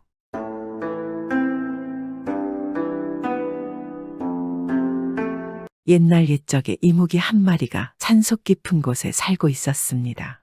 이 이무기는 너무 오래 살아서 건장한 사내의 모습으로 생활했습니다. 매일매일 산속에서 수양을 하며 여의주를 얻어 용으로 승천하기를 꿈꾸었습니다. 여의주를 얻기 위해서는 사람이나 조그만한 미물도 먹으면 안 되고 오직 아침 이슬만 먹어야 했던 것입니다. 그러나 이무기는 묵묵하게 참았습니다. 오직 용으로 승천하길 바라며. 그리고 세월이 흘러 드디어 이무기는 1000년이 넘는 오랜 기간 수양 끝에 여의주를 얻게 되었습니다. 이무기는 너무 기뻐 눈물을 흘리며 말했습니다. 드디어 오랜 수양 끝에 여의주를 얻었구나. 이제 오늘 내가 하늘에 올라가서 진정한 황룡이 될 것이야. 내 오늘을 위해 1000년을 수행했고 이슬만 먹고 살았다. 이젠 하찮은 이무기가 아니라 천상을 지키는 용이 될 것이다. 이제 하늘로 승천해볼까? 이무기는 몹시 기뻐하며 하늘로 올랐습니다. 그리고 곧 여의주의 힘을 통해 이무기의 허물을 벗고 용이 되려 하였습니다. 그런데 이 산속에는 100년을 살고 있는 구미호가 있었습니다. 이 구미호는 산속을 지나가는 나그네를 홀려서 간을 빼먹는 사악한 요괴였습니다. 100년에 걸쳐 죄 없는 많은 사람들을 해치는 것입니다. 이 이무기로 인해서 인근 마을 사람들은 혼란에 빠지고 가족을 잃는 슬픔을 겪어야만 했습니다. 그러자 모든 것을 보고 있던 이 산속의 산신령이 매우 화가 났습니다. 내 이놈, 내가 그냥 하찮은 미물이어서 그냥 지켜만 보고 있었는데 어찌 이리도 선량한 인간을 해하는 것이냐? 내 이놈을 가만두지 않겠다. 산신령은 그리 말하고 100년 먹은 구미호가 있는 곳으로 갔습니다. 그곳에는 초가집의 여인으로 둔갑한 구미호가 살고 있었습니다. 구미호는 여느 때처럼 나그네를 기다리고 있었습니다. 그런데 갑자기 펑하며 산신령이 나타난 것입니다. 그리고 산신령은 경노하며 구미호에게 말했습니다. 내 이놈 하찮은 미물이 어찌 이리도 사람들을 살생하느냐? 내 오늘 너의 명주를 끌어서 더 이상 재앙을 없애겠다. 순간 나타난 산신령을 본 구미호는 너무 놀랐습니다. 그래서 황급하게 도망가려 했습니다. 그러나 산신령의 도력으로 한 발짝도 움직일 수 없었습니다. 그러자 산신령이 말하는 것입니다. 너 같은 미물이 나한테 벗어날 수 있을 것 같으냐? 오늘 이곳이 너의 무덤이 될 것이다. 그리고 더는 환생하지 못하고 너의 영혼은 사라질 것이다. 산신령은 그리 말하고 알 수 없는 주문을 외웠습니다. 그러자 구미호는 너무 고통스러워하는 것입니다. 아, 이건 뭐지? 너무 아파.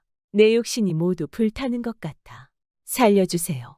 산신령님 너무 고통스럽습니다. 제발 부탁입니다. 한 번만 용서해 주세요. 그러나 산신령은 아무 대꾸도 하지 않고 계속해서 주문을 외웠습니다. 그러자 구미호는 몸을 파르르 떨며 눈물을 흘리며 애원하는 것입니다. 제발 부탁입니다. 한 번만 용서해 주십시오. 네, 오늘부터 산신령님이 하라는 대로 모두 다 하겠습니다. 부디 이 하찮은 미물의 목숨을 살려주십시오. 부디 자비를 베푸소서. 부처님께서도 자비를 말하지 않았습니까? 그 말을 들은 산신령은 죽어가는 구미호의 눈물과 부처님의 자비란 말을 듣고서는 주문을 멈추었습니다. 그리고 힘이 빠질 대로 빠진 구미호에게 말했습니다. 좋다. 내 청을 들어 자비를 한번 베풀겠다. 오늘부터 내가 시키는 일을 하거라. 알겠느냐? 예, 알겠습니다. 목숨만 살려주신다면 무슨 일이라도 하겠습니다. 좋다. 오늘부로 너에게 명한다. 절대 사람을 해하거나 그들 앞에 나타나서는 안 된다. 만약 그리하면 바로 너희 목숨줄을 끌어버리겠다. 예, 알겠습니다. 그리하겠습니다. 어떠한 일이 있더라도 절대 사람들 눈에 띄지 않게 숨어 살겠습니다. 그리만 하면 되는 것입니까?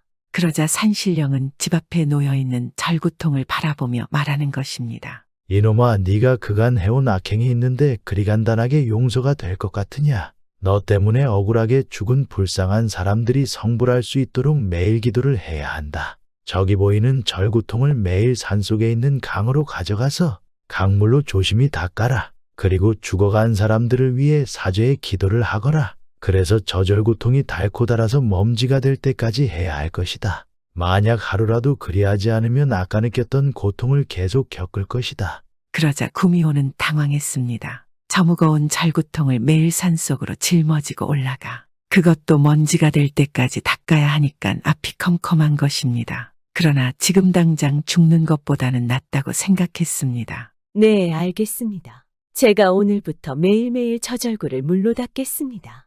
그리고 저 때문에 죽은 사람들이 성불할 수 있도록 기도하겠습니다. 그리 말하자 산신령은 약속을 안 지키면 어떠할지 다시 말하고 사라져버렸습니다. 내 살기 위해서 약속은 했지만 저 무거운 절구를 매일매일 어찌간까지 가지고 가야 한단 말인가. 그것도 저 큰 절구통이 먼지가 될 때까지라니.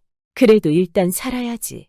그리 말하고 구미호는 산신령과 약속한 대로 매일매일 절구통을 메고 강으로 가서 닦았습니다. 그리고 세월이 한참 흐른 어느 날 여느 때처럼 절구통을 닦으며 한숨을 쉬며 푸념을 하고 있었습니다. 아유, 내 팔자야 100년을 살면 뭘하나. 이렇게 쓸모없는 절구나 닦고 앉아있으니 목숨을 유지하려 약속을 했는데 언제까지 이 짓을 해야 하는 걸까? 구미호가 툴툴거리며 절구를 강물로 닦고 있는데 그때 천년 먹은 이무기가 승천을 하려 했습니다. 잔잔하던 강물에 웬 느닷없는 파도가 쳐서 순식간에 구미호를 덮쳤습니다. 구미호는 홀딱 젖었는데 중요한 것은 그게 문제가 아니었습니다. 아니 뭐야. 아니 웬 강물의 파도가. 그런데 내 절구통 어디 갔지? 구미호의 눈에 강물에 둥둥 떠다니는 절구통이 보였습니다. 아, 안 돼. 산신령에게 이거 혼쭐이 날 텐데. 내 그동안 얼마나 열심히 닦았는데. 구미호는 머리를 부여잡고 소리를 질렀습니다.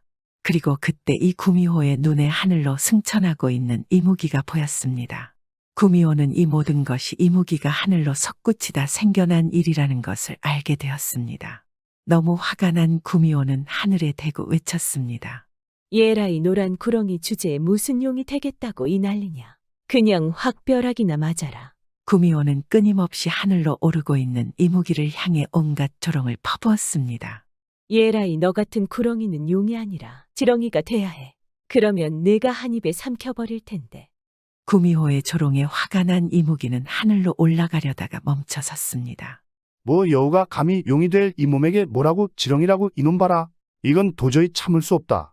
이런 하찮은 미물인 여우 새끼가 뭐라짓거리는 것이야. 내 승천하기 전에 널 제물로 삼겠다. 이무기는 용이 될 생각도 있고 그대로 강가에 서서 고래고래 소리를 지르고 있는 구미호에게 날아들었습니다. 그리고 한 입에 구미호를 집어삼키려고 하였습니다. 하지만 100년을 산 여우 구미호도 보통이 아니었습니다. 자신을 향해 날아온 이무기를 재빠르게 피했고 그대로 이무기의 머리에 올라탔습니다. 이 멍청한 구렁아 나를 잡을 수 있을 것이라 생각하느냐. 내까짓게 무슨 용이 된단 말이냐.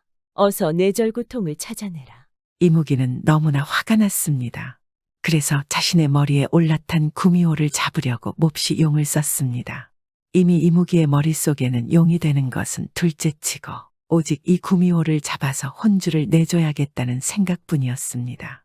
이무기는 그래서 두 손으로 구미호를 잡으려 하였는데 그러다가 그만 두 손에 들고 있던 여의주를 강물에 빠뜨려 버렸습니다. 아, 안 돼. 내 여의주.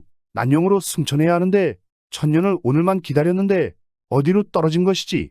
그런데 야속하게도 강물에 빠져서 힘을 잃은 여의주는 그대로 강물 깊은 곳으로 들어가 사라져 버렸습니다.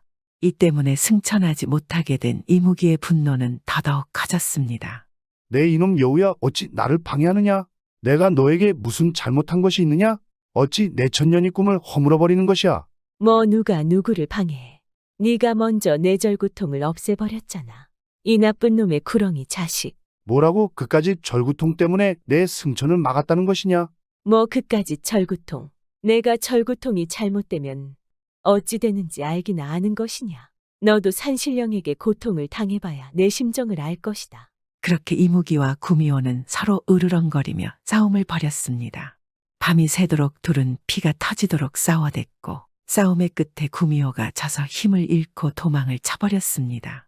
그리고 황급하게 절구통을 찾아 강을 뒤졌습니다. 그래도 다행스럽게 절구통을 찾았습니다. 인근 마을은 이 구미호로 인한 마을의 환란은 없어지게 된 셈이지만 이무기가 싸움 중에 커다란 꼬리로 강을 내리치는 바람에 강물이 범람하여 논밭이 모두 쓸려가서 마을은 폐허가 되어버렸습니다.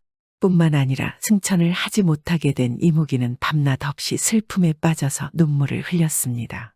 그로 인해 이 마을에는 계속해서 비가 끊이질 않았으니 강물은 범람을 계속하였고 마을 사람들은 폐허가 된 마을의 논밭을 복구하지 못하는 상황이 되었습니다. 마을 사람들은 이무기의 슬픔을 달래기 위해서 매일같이 강가에 나가서 고사를 지내주었습니다. 마을 사람들의 정성에 이무기는 감동을 하였고 다시 진정을 하고 온 마음을 집중하여 강물에 흩어진 여의주의 기운을 모으기 시작했습니다.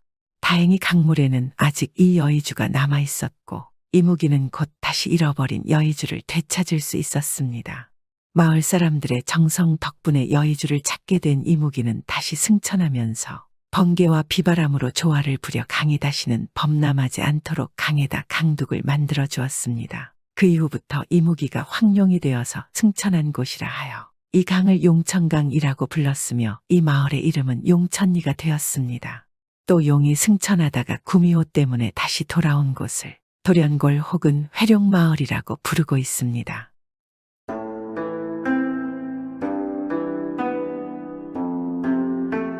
옛날에 대제학이라는 벼슬이 있었습니다. 지금의 국립인 서울대학교 총장격이어서 당시 모든 학문에 대한 권위가 매우 컸습니다. 그러니까 대제학하면 나라에서 으뜸 가는 문장가이면서 학자이며 덕망도 높아야 했습니다. 이 대제학의 벼슬을 할아버지 때부터 태를 물려받다시피 하여 내려온 집안이 있었습니다. 바로 김대감이라는 사람의 집안입니다. 김대감에게는 두 아들이 있었습니다. 맏아들은 돌쇠라 하였고 둘째를 먹새라고 하였습니다. 돌쇠는 나아서부터 그야말로 귀한 집 옥동자답게 용모가 뛰어나고 행동이 영악스러웠습니다. 이만하면 글재주도 있어 보이니 김대감은 기대가 큰 만큼 사랑도 대단했습니다. 그러나 이 기대와 사랑은 몇 해를 가지 못했습니다. 돌쇠가 말을 하게 되자 그를 가르치기 시작하였는데 석 달이 지나도 한 글자조차 익히지 못했던 것입니다. 참으로 뜻밖의 일이었습니다. 이처럼 총명한 아이가 어째서 그럴까? 김대감은 매우 안타까웠습니다. 하지만 몇 해 기다렸다 다시 가르쳐보기로 했습니다. 그런데 나이 7살이 된 돌쇠에게 다시 시작해본 글공부는 역시 처음과 마찬가지였습니다. 김대감은 기가 막혔습니다. 이럴 수가 있는가? 정말 그럴 수 없는 일이었습니다. 사내답게 잘생긴 얼굴과 몸집을 보면 슬기롭기 짝이 없을 것 같은데 일단 책을 펴면 꼭 바보천치가 되었습니다. 허참 변괴로구나. 김대감은 이렇게 의심이 근심으로 변하고 또 안타까움으로 변했습니다. 그래도 혹시나 하고 때를 기다리며 꾹 참았다가 꾸준히 가르쳐 보았습니다. 그래도 안 되어 별의별 방법을 다했습니다. 그러나 돌쇠는 도무지 단 하나도 익히지 못하는 것이었습니다. 한 해, 두 해, 그리고 자그마치 나이 14살이 되었어도 마찬가지였습니다. 마침내 김대감은 모든 것을 단념했습니다. 동시에 참아오던 노여움이 한꺼번에 폭발했습니다. 그것은 마치 원수를 대하는 것 같은 미움이었습니다. 심지어 아들 돌쇠의 얼굴만 보아도 정신이 아찔해졌습니다. 차라리 없는 것만도 못하다 하며 참다 못한 김대감은 아들을 멀리 시골 구석에 쫓아 버릴 생각을 했습니다. 마침 경상도 안동 땅의 도백으로, 즉 도지사 격으로 가는 돌쇠의 당숙한테 떠맡겨 데리고 가게 하자는 것이었습니다. 말하자면 부자의 인연마저 끊고 귀양살이를 보내는 격이었습니다. 돌쇠야, 만약 내 허락 없이 서울에 오면 절대 용서하지 않을 것이다. 알아듣겠느냐? 김대감은 단단히 일렀습니다. 평소의 성격으로 보아 정말 돌쇠가 명을 어기면 무슨 벌을 내릴지 모르는 말이었습니다. 그리하여 당숙을 따라 안동으로 내려간 돌쇠에게 당숙은 다시 한번 그를 가르치기로 하였습니다. 돌쇠가 그를 못하여 쫓겨난 줄은 알았지만 그래도 한번 시험해 볼 생각에서였습니다. 그러나 돌쇠는 여전한 천치였습니다. 반년이 지났어도 역시 한 글자조차도 외우지 못했던 것이었습니다. 과연 그렇구나. 이러니 제 부친이 인연을 끊고 아우 먹새에게 훌륭한 가문을 잇게 할 수밖에 없지. 당숙은 긴 한숨을 내쉬었습니다. 다시는 그를 가르치지 않을 생각으로 그 후부터는 제멋대로 하게 놓아두었습니다.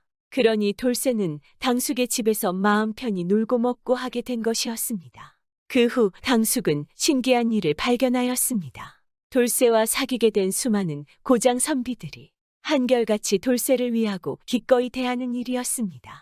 돌쇠가 그 고을의 으뜸인 도백의 탕질인 까닭만은 아니었습니다. 또한 뛰어나게 잘생긴 용모와 풍채 때문도 아니었습니다.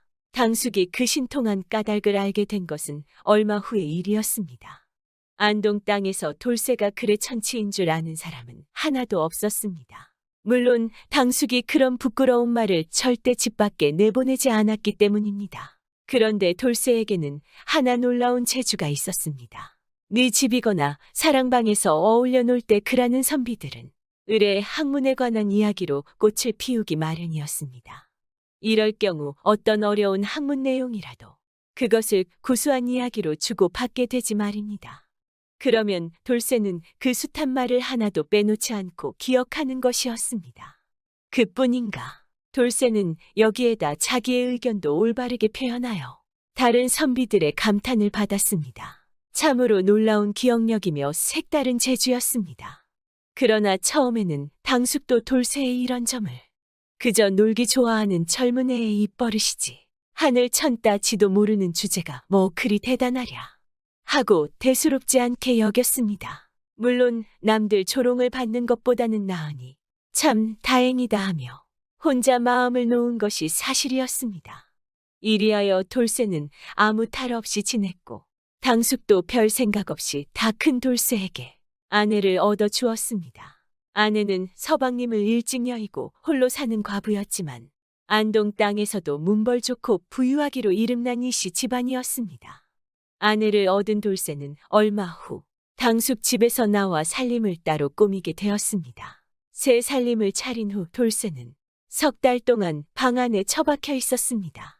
아무데도 가지 않고 그저 멍하니 천장만 바라보며 지냈습니다. 이렇게 되자 아내 꽃분이도 차츰 수상한 생각이 들 수밖에 없었습니다. 어찌하여 장례공을 세워 이름을 떨치실 생각을 안 하십니까? 지금부터라도 늦지 않았습니다. 글 공부를 하세요, 서방님. 제 부탁입니다. 어느 날 꽃분이는 이렇게 말했습니다. 그러나 돌쇠는 눈살을 찌푸리며 바로 말하지만 나는 책만 펴면 머리가 쑤시고 정신이 멍해진다오. 난 도저히 책을 볼 수가 없소. 미안하오. 라고 말문을 열어 지금까지의 일을 솔직하게 다 말했습니다.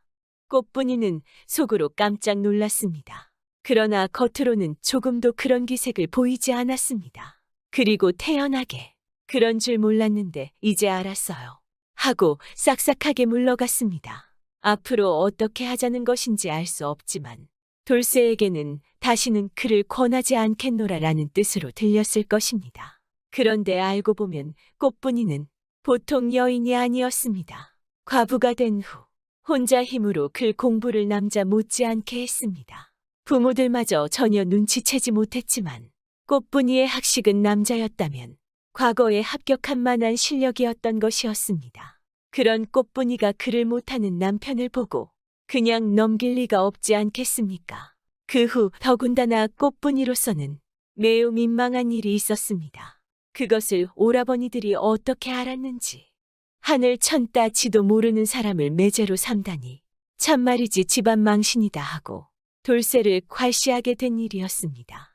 그러나 꽃분이는 무슨 결심을 했는지 조용히 때가 오기만 기다렸습니다.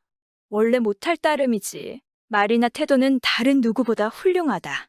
더구나 한번 듣고 본 일은 절대로 잊지 않는다? 그러니 재주는 비상한데 다만 글을 가르치거나 배우는 방법이 나빴을지도 모른다. 무슨 도리가 없을까? 이렇게 꽃분이는 고민을 하고 있었습니다. 어느 날 돌쇠가 혼자 멍하니 방에 앉아 있을 때 꽃분이가 상냥스럽게 말했습니다. 서방님, 그렇게 심심하시면 어디 저하고 이야기나 하실까요? 그거 정말 좋은 말이오. 그렇지만 나는 이야깃거리가 있어야 하오. 무슨 재미있는 이야기 없소. 그러면 제가 옛날 이야기를 해드리지요. 서방님 잘 들어보세요. 돌쇠는 껄껄 웃으며 바로 앉았습니다.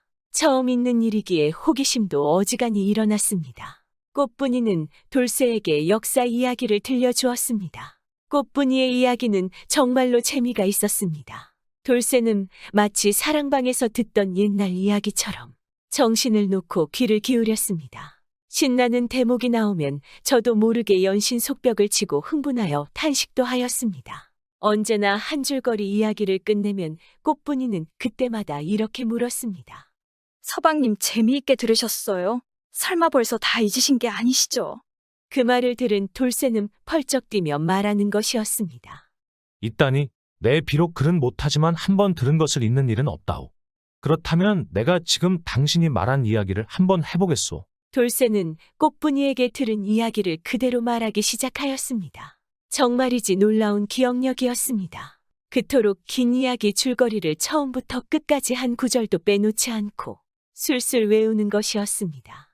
게다가 감동할 만한 대목에서는 자기 의견을 섞어 힘주어 말하는 것이었습니다. 내 생각이 옳았구나. 꽃분이는 가슴이 벅차올랐습니다. 이보다 더한 반가움이 또 어디 있겠습니까? 하지만 꽃분이는 남자 못지않게 꿋꿋했습니다. 돌쇠의 이야기를 들으며 절로 흘러나오는 눈물을 참느라고 애를 썼습니다. 그리고는 활짝 웃어 보이면서 참 용하십니다 하고 칭찬을 해주었습니다. 이런 날이 매일처럼 계속되었습니다. 그러나 꽃분이는 무턱대고 이야기만 한 것이 아니었습니다.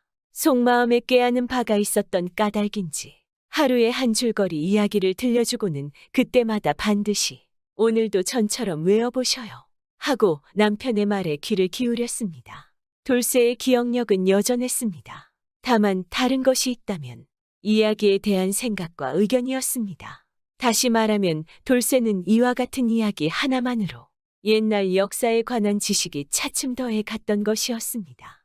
이렇게 한 지 10여일이 지난 후 꽃분이는 문득 생각난 듯이 이제 옛날 이야기는 그만하겠어요 하고 말했습니다.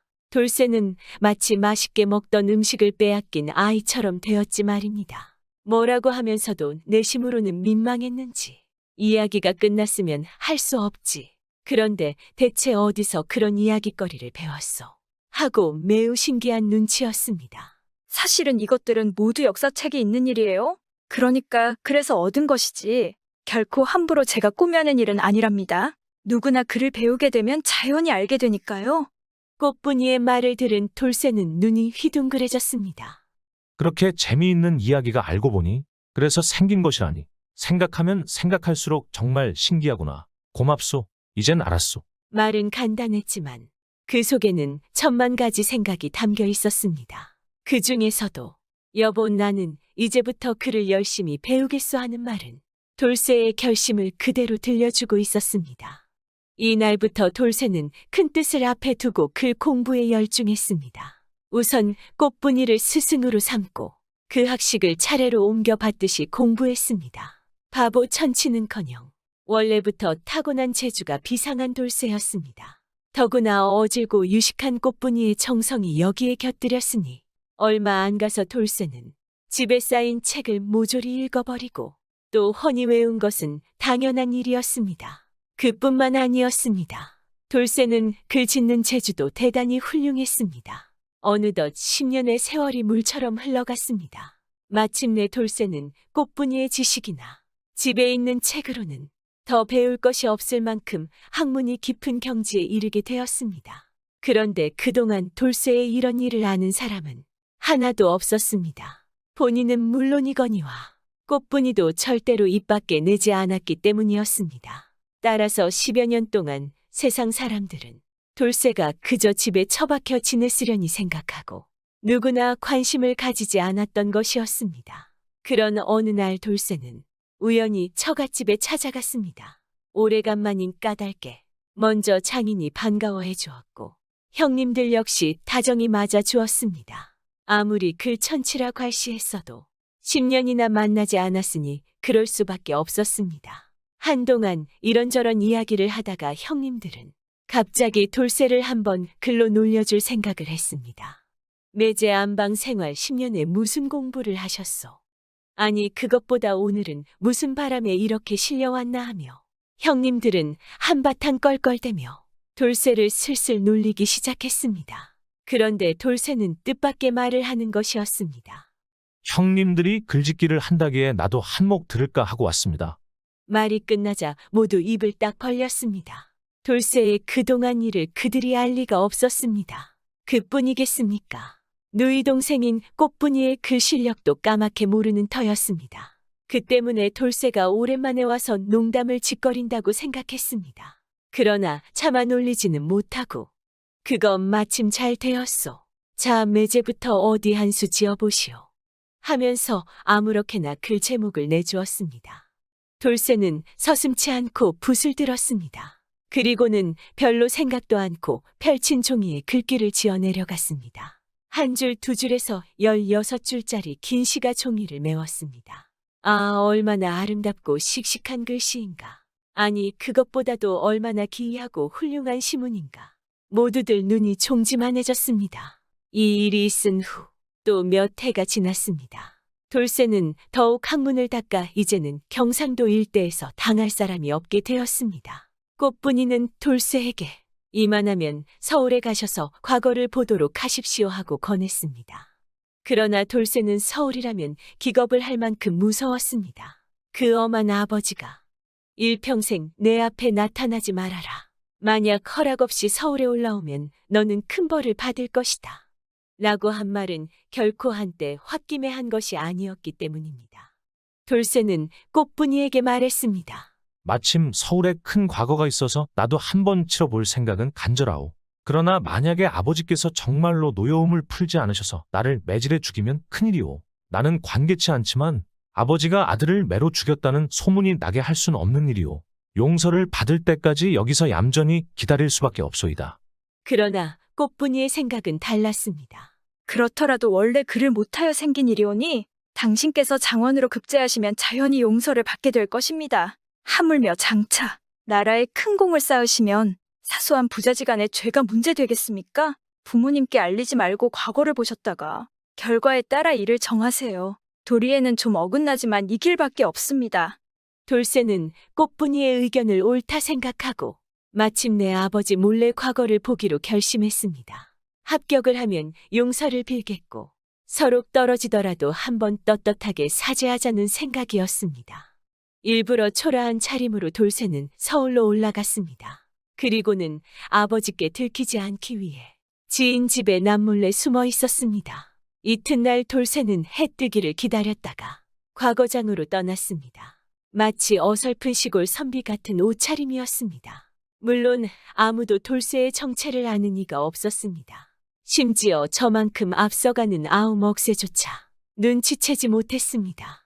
과거장 넓은 뜰에는 선비들이 구름처럼 많이 모여 있었습니다. 이윽고 글 제목이 붙었습니다. 그 많은 사람들은 일제히 고개를 숙이고 글 구절을 다듬어 갔습니다. 평생의 힘을 다하자는 모습은 보기에도 안타까울 만큼 진실했습니다. 그런 중에 글을 벌써 다 써서 바치는 사람이 있었습니다. 먹새가 무심코 보니까 바로 형 돌쇠가 아닌가. 먹새는 깜짝 놀라며 고개를 갸웃거렸습니다. 이제 보니 형은 몰래 과거를 보러 올라왔었구나. 그렇더라도 글천치였던 형이 어떻게 공부를 했을까. 먹새는 글을 지으면서도 줄곧 이런 의심에 사로잡혔습니다.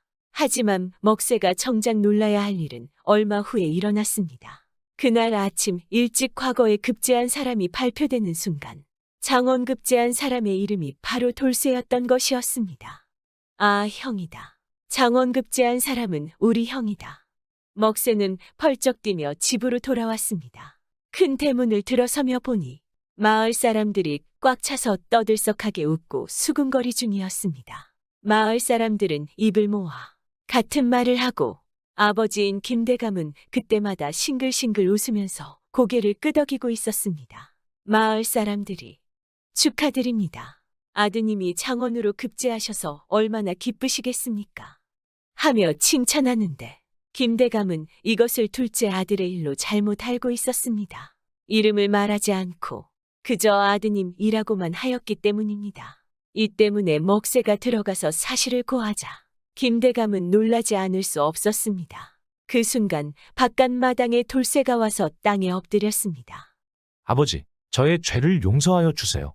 또한 제가 아버지의 명을 어기고 서울에 올라왔습니다. 부디 한 번만 용서하여 주세요. 하지만 돌쇠의 예상과 다르게 아버지는 환한 미소를 지으며 오, 내 아들 돌쇠 아닌가? 하고 외친 한마디에 1000가지 감격이 담겨 있었습니다. 더 무슨 말을 할 필요도 겨를도 없었습니다. 김대감은 자신이 돌쇠에게 한 일을 잊은 채 무척 반겼습니다. 당연히 자신의 못난 아들이 장원급제라니 얼마나 기쁘지 않겠습니까? 아버지에게 용서받은 돌쇠는 그 후 서울로 꽃분이를 불렀습니다. 꽃분이는 어느 누구에게 자신의 공은 물론이거니와 학식마저 내세우지 않았습니다. 정말 오직 서방님을 위해 서방님 하나만 바라보는 이런 조강지처가 또 어디 있겠습니까? 이 부부는 서로 아껴가며 평생 행복하게 잘 살았습니다. 사람은 누구나 한 가지씩은 재주가 있게 마련입니다. 첫째는 노력해야 되겠지만 그것보다 그 재주를 찾아내는 것이 가장 중요하지 않겠습니까? 돌쇠가 처음에 고생한 것은 숨은 재주를 얼른 찾지 못한 때문일 것입니다. 또한 결국 혼자였으면 찾지 못하지 않았을까요? 오늘 하루는 자신뿐만 아니라 주변 사람들의 숨은 재주도 찾아보며 서로 성장하는 계기가 되는 하루가 되길 바라봅니다.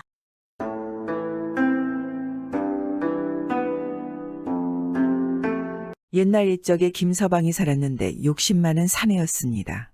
뭐든 많이 모으는 게 일과인 것입니다. 그런데 이웃에는 착한 수절 과부가 하나 살고 있었습니다. 혼인한 지 얼마 안 돼서 남편이 시름시름 앓다가 저 세상으로 간 것입니다. 남편을 일찍 여의어서 제가도 하면 되지만 남편을 잊지 못하고 수절을 하고 있는 것입니다. 그래도 열심히 일해서 살림도 제법 키웠고 어려운 이웃들에게 곡식을 나누어주며 산 것입니다. 그런데 김서방과 과부의 집은 두 집이 다른 건 다 어슷비슷하지만 자식 복이 다른 것입니다. 살림도 고만고만하고 농사 규모도 어금버금하고 먹성 입성도 그렇고 한데 한 집은 자식이 풍년이고 한 집은 흉년인 것입니다. 김서방네는 자식이 5이나 되는데 이 과부네는 자식이 하나도 없단 말입니다. 당연하지 않겠습니까? 어찌 수절하는 과부가 아이를 혼자 가질 수 있겠습니까? 이 과부가 가만히 생각해보니 나이는 벌써 50이 다가오는데 이러다가는 영영스라의 자식 하나 없이 외롭게 살다 죽을 것 같거든 말입니다. 그런데 그때 마침 이웃집 김서방네가 또 아들을 낳은 것입니다. 6째 아이를 낳았단 말입니다. 그래서 아기 울음소리가 응애응애 진동을 하는 판입니다. 과부가 고심 끝에 김서방네를 찾아갔습니다. 왜 찾아갔겠습니까? 뻔한 거 아니겠습니까? 가서 간곡하게 청을 했습니다. 여복의 과부 하나 살리는 셈치고 그 아기 내게 주게. 귀하지 않은 자식이 어디 있으며 자식 떠나보내고 싶은 부모가 어디 있겠나마는 그 아기 우릴 주면 자네는 적선하고 나는 하늘 풀터이니 그도 좋은 일 아니겠는가. 만약 아기를 준다면 내 논밭을 딱 반 잘라 자네한테 주겠네.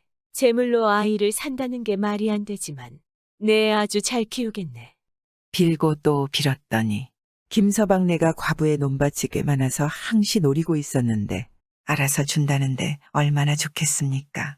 어차피 자식은 5이나 있는데 또 어린아이를 키우면 돈과 손이 많이 들지 않겠습니까? 선선히 아기를 내주는 것입니다. 데려가서 잘 기르라면서 과부는 고맙다고 저를 12번도 더하고 아기를 데려왔습니다. 그래서 과부는 김서방네한텐 곡식 가마에다 논밭까지 절반이나 뚝 떼어줬습니다. 떼어주니까 넉넉한 살림은 아니지만은 그렇게라도 해서 은혜를 갚고 싶었던 거지 않겠습니까? 그러고 나서 데려온 아기를 정성을 다해 키웠습니다. 늙음하게 얻은 하나뿐인 아들이니 안 그렇겠습니까? 불면 꺼질세라 놓으면 깨질세라 애지중지 키웠습니다. 아들은 무럭무럭 잘 컸습니다. 젖을 떼자 걸음마 배우고 걸음 걷자 말을 배우고 나이 6살 되어서는 글방에 다니면서 온갖 글도 다 배웠습니다. 그렇게 잘 자라서 나이 15살 먹어서는 턱하니 과거에까지 붙은 것입니다. 아들이 참 똑똑하고 야무져서 말이지. 과거에 급제까지 해서 참 온 집안의 경사가 났지 않겠습니까? 풍악 잡히고 각설이패 내닫고 온 동네 사람들 모여들어 잔치판을 벌였단 말입니다. 아, 일이 이쯤 되니 김서방네가 그만 마음이 달라지는 것입니다. 본시 자기네 아들인 걸 포대기에 쌓인 채로 주었더니 저렇게 잘 커서 출세를 했느니 경사가 났느니 하니까 말입니다. 자신들이 과부의 재산 때문에 보낸 것은 생각도 안 하고 말입니다. 김서방네 다른 자식들은 다고만고만해서 내세울 게 하나도 없는 것입니다. 그러니까 출세한 아들을 도로 찾고 싶은 마음이 든 게 아니겠습니까? 그래서 김서방이 다짜고짜 관에 가서 송사를 넣었습니다. 이 과분의 외아들이 사실은 우리 친아들입니다. 갓난아기 때에 달라고 예원하기에 잠시 맡겼더니 아주 자기네 아들인 양 데리고 삽니다. 이제 아들을 찾고 싶으니 빼앗아서 우릴 주십시오. 자신들이 큰 재물을 받고 키우기 귀찮으니까 내주었다는 말은 입에 담지도 않은 채 말입니다. 이렇게 소지를 올리니 원님이 나를 받아 재판을 하게 됐습니다. 아무 날 아무 시에 재판을 할 것이니 김서방네 과부네는 동원으로 오라. 이렇게 관에서 기별이 온 것입니다. 이 과부가 기별을 받고 보니 참 기가 막히지 않겠습니까? 비록 자기가 낳은 아들은 아니지만은 포대기에 쌓인 걸 데려와서 여자 홀몸으로 친부모보다 더 지극정성으로 키웠는데 이제 와서 돌려달라고 하니 기가 막히지 안 막히지 않겠습니까? 게다가 재판을 하면 질 게 뻔하거든 말입니다.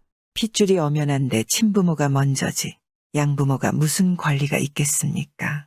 눈번이 뜨고 금지옥엽 귀한 아들을 다시 빼앗기게 생겼단 말입니다. 과부가 그만 이불을 뒤집어 쓰고 누워서 끙끙 앓는 판입니다. 그걸 보고 아들이 묻지 않겠습니까? 어머니 왜 그러십니까?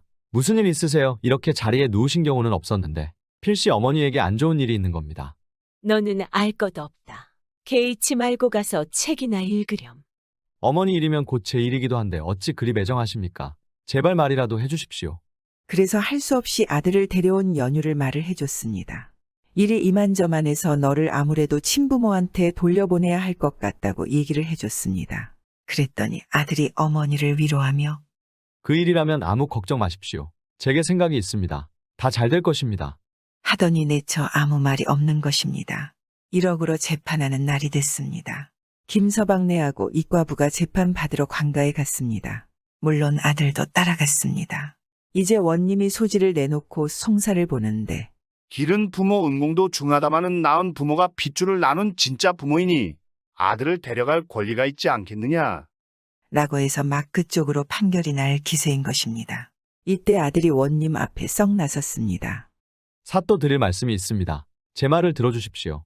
비록 15살 먹은 아이지만은 과거의 급제식이나 한 인재니 원님인들 괄시를 할 수 있겠습니까?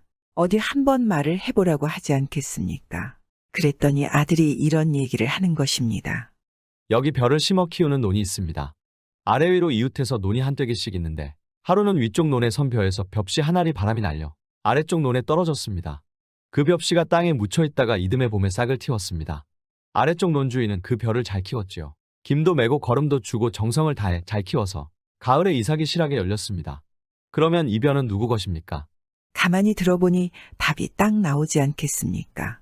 생각하고 자시고 할 것도 없거든 말입니다. 그야 키운 사람 것이지. 아래쪽 논 주인은 1년 내내 공들여 벼를 키웠지만 위쪽 논 주인은 벽시 한 알 내준 것밖에 한 일이 없지 않은가? 옳습니다. 그렇다면 저는 어느 부모에게 딸린 자식입니까? 낳은 부모입니까? 기른 부모입니까? 이것도 답이 뻔하지 않겠습니까? 벽시 일이랑 다를 바가 없지 않겠습니까? 그래서 원님이 마음을 고쳐먹고 판결을 다시 내렸습니다. 듣고 보니 옳은 말이로구나. 기른 부모 은공이 더 중하니 김서방네는 아들을 돌려줄 것 없다. 여태 살던 대로 살아라. 아들은 원님에게 치사를 하고는 친부모도 좋은 말로 달래주는 것입니다. 친부모님은 너무 서운하게 생각지 마십시오. 제가 앞으로 양부모님 모시면서 자주 찾아뵙고 낳아주신 은혜만큼 효도하겠습니다. 그래서 모든 일이 다 잘 풀리지 않겠습니까? 그 얼마나 잘된 일이 아니겠습니까? 이 소문을 들은 사람들이 다 탐복을 하고 이 송사를 다들 벽시송사라 했다는 이야기입니다. 요즘에도 들리는 소문에 의하면 이런 일들이 종종 있다고 합니다. 버릴 땐 언제고 필요하면 뻔뻔하게 다시 찾아오는 그런 사람들 말입니다. 부모라는 것은 하늘이 내린 축복 중의 축복입니다. 그런데 그런 축복을 걷어차는 부모들도 있습니다. 물론 자식도 마찬가지죠. 평생 키워준 은덕을 모르고 나이든 부모님들을 모른 채 하는 자식들 말입니다. 부모와 자식은 천륜입니다. 하늘에서 맺어준 거 아니겠습니까?